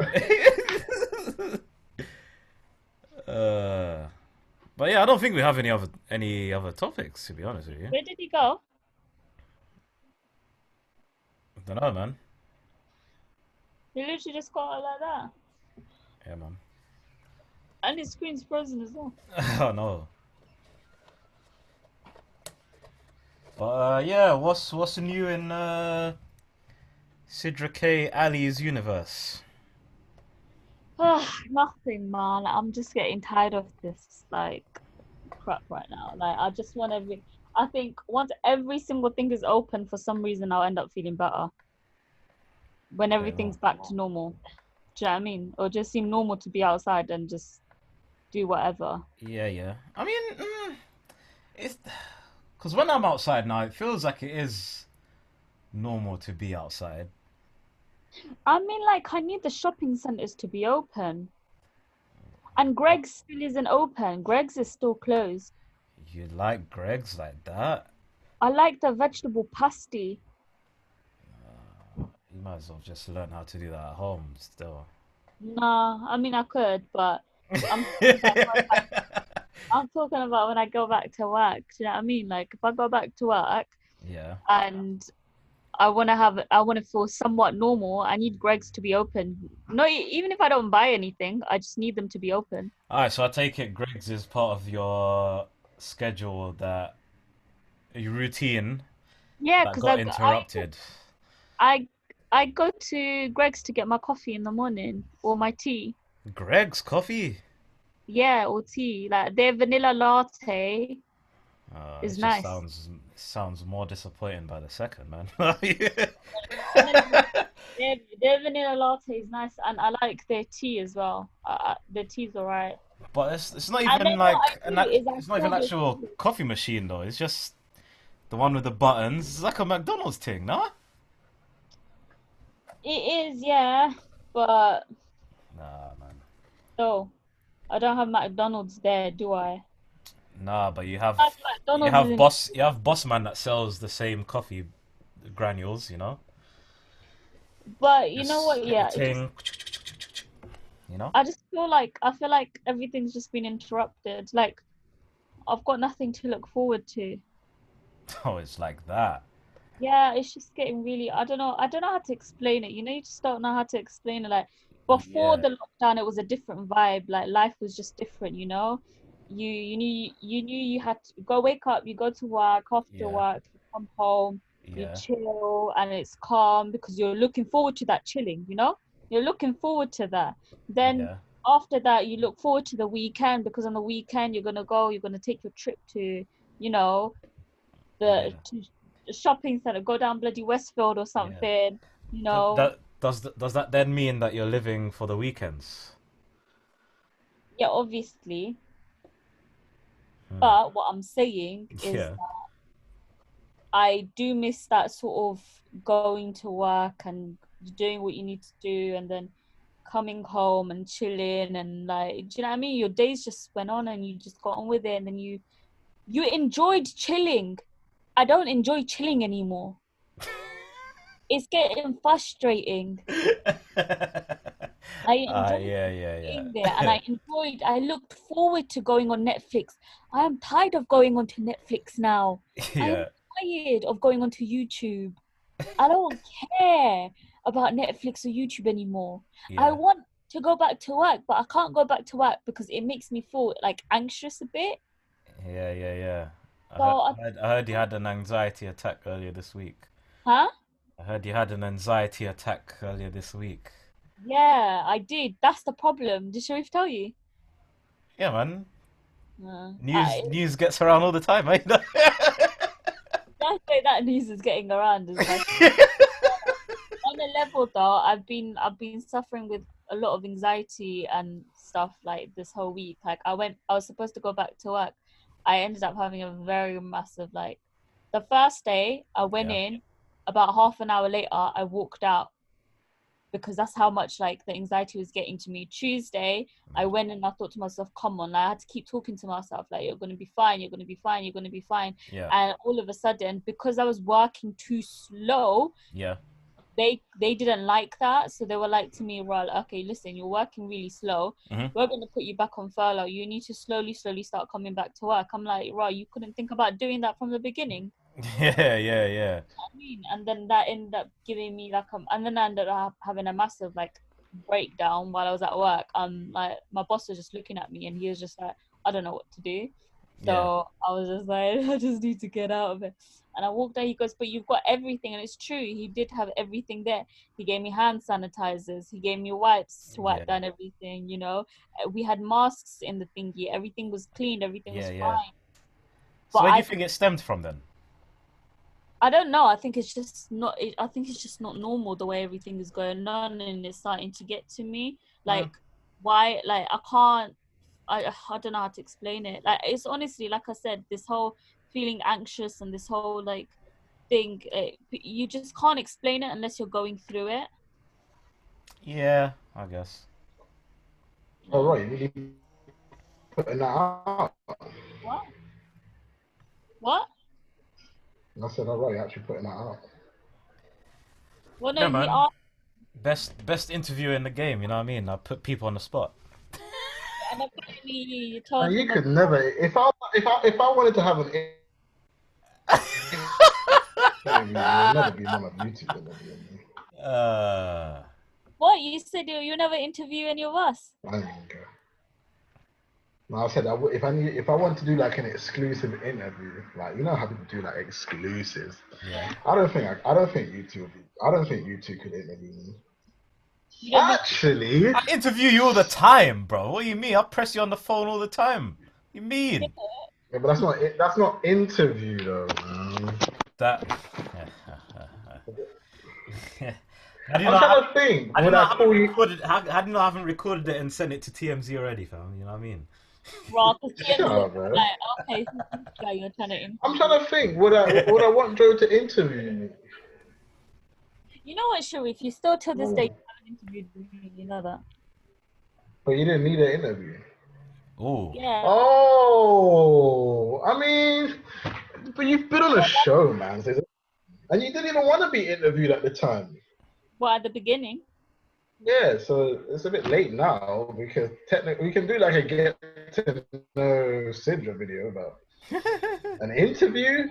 You've been on a show since Rubin time. That's a year ago now. Come on, that's way long. That's way longer. It's been 2-3 Man, years. man was even on an episode with Honey. You was on Chat and Chill before Joe. You're more original than Joe. Jeez. Yeah, facts so. Right. Welcome, Joe. How you feeling? Relax. But yeah, I was saying I think we've done all our topics, really. I didn't even know you guys were talking about stuff. I was waiting for you to fill me in, though. Keep my eye. No, I just asked her what's new in the streets. That's all. Yeah, and then he told me that you told him that I had an anxiety attack. No, I said what? Joe's lying. I said the word on the street is you had an anxiety attack. She asked me, oh, it was Sharif, innit? I was like, yeah. I just said she's been having a bit of anxiety. I didn't say attack. It's character. Yeah, you know what? I like giving things titles, innit? You know what I mean? That's an attack, you know. Oh. That actually happened. That's the thing. That actually happened to me. Do you know what I mean? Yeah, so I got the receipts. You're a joke. But I'm starting to. I guess to conclude, I could ask you a question, but I do that off recording. But I guess to conclude, big shout out to Jerica. I did say not to put her in the beginning, but I should slap it in the mouth because it was so short. But shout out to Jerica for joining us for like the first 5 minutes of the podcast, talking about the Little Princess Trust charity. She cut her hair. If you want to find all her social medias, literally on social media, type in Jerica Rodriguez, she will pop up. Or go on the Chat and Chill Instagram page at Chat Chill Show, and we did post her cutting her hair on there, so you can find her and show us some love if you want. Podcast will be carrying on as usual. Make sure you go check out the clips if you're on Spotify and stream all of that. Salute to you. We have now officially reached 600 downloads. Well, over 600 downloads now. Joe let me know a few days ago, so big shout out climbing up slowly. We're trying to get our 100 million. Road to 1,000. Road to 1,000. Listen, I actually think we have one of the hottest podcasts in London, in the UK, straight. I'll tell you why.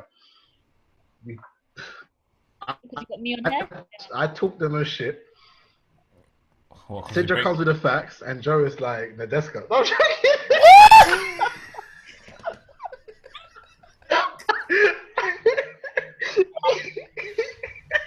I come with a joke.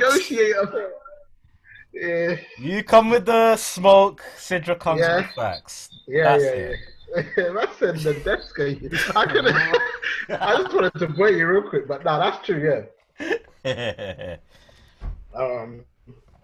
Yeah. There's no. But the fact that we don't even agree on half of the shit as well. That's always good. No. But yeah. Anyway, make sure you guys keep tuning into the podcast. So thank you for joining us on the Chat and Chill podcast with your boy Firahs. Joe MK. Joe KLA. Finally, we actually did it in one. Oh, that's great. All and together. I'll see you back here. I'll see you back here. Man, I don't even know what uploader schedule anymore. So guys, I'll just see you, man. Like, why did Joe just post the audio when he posted the audio? After I reminded.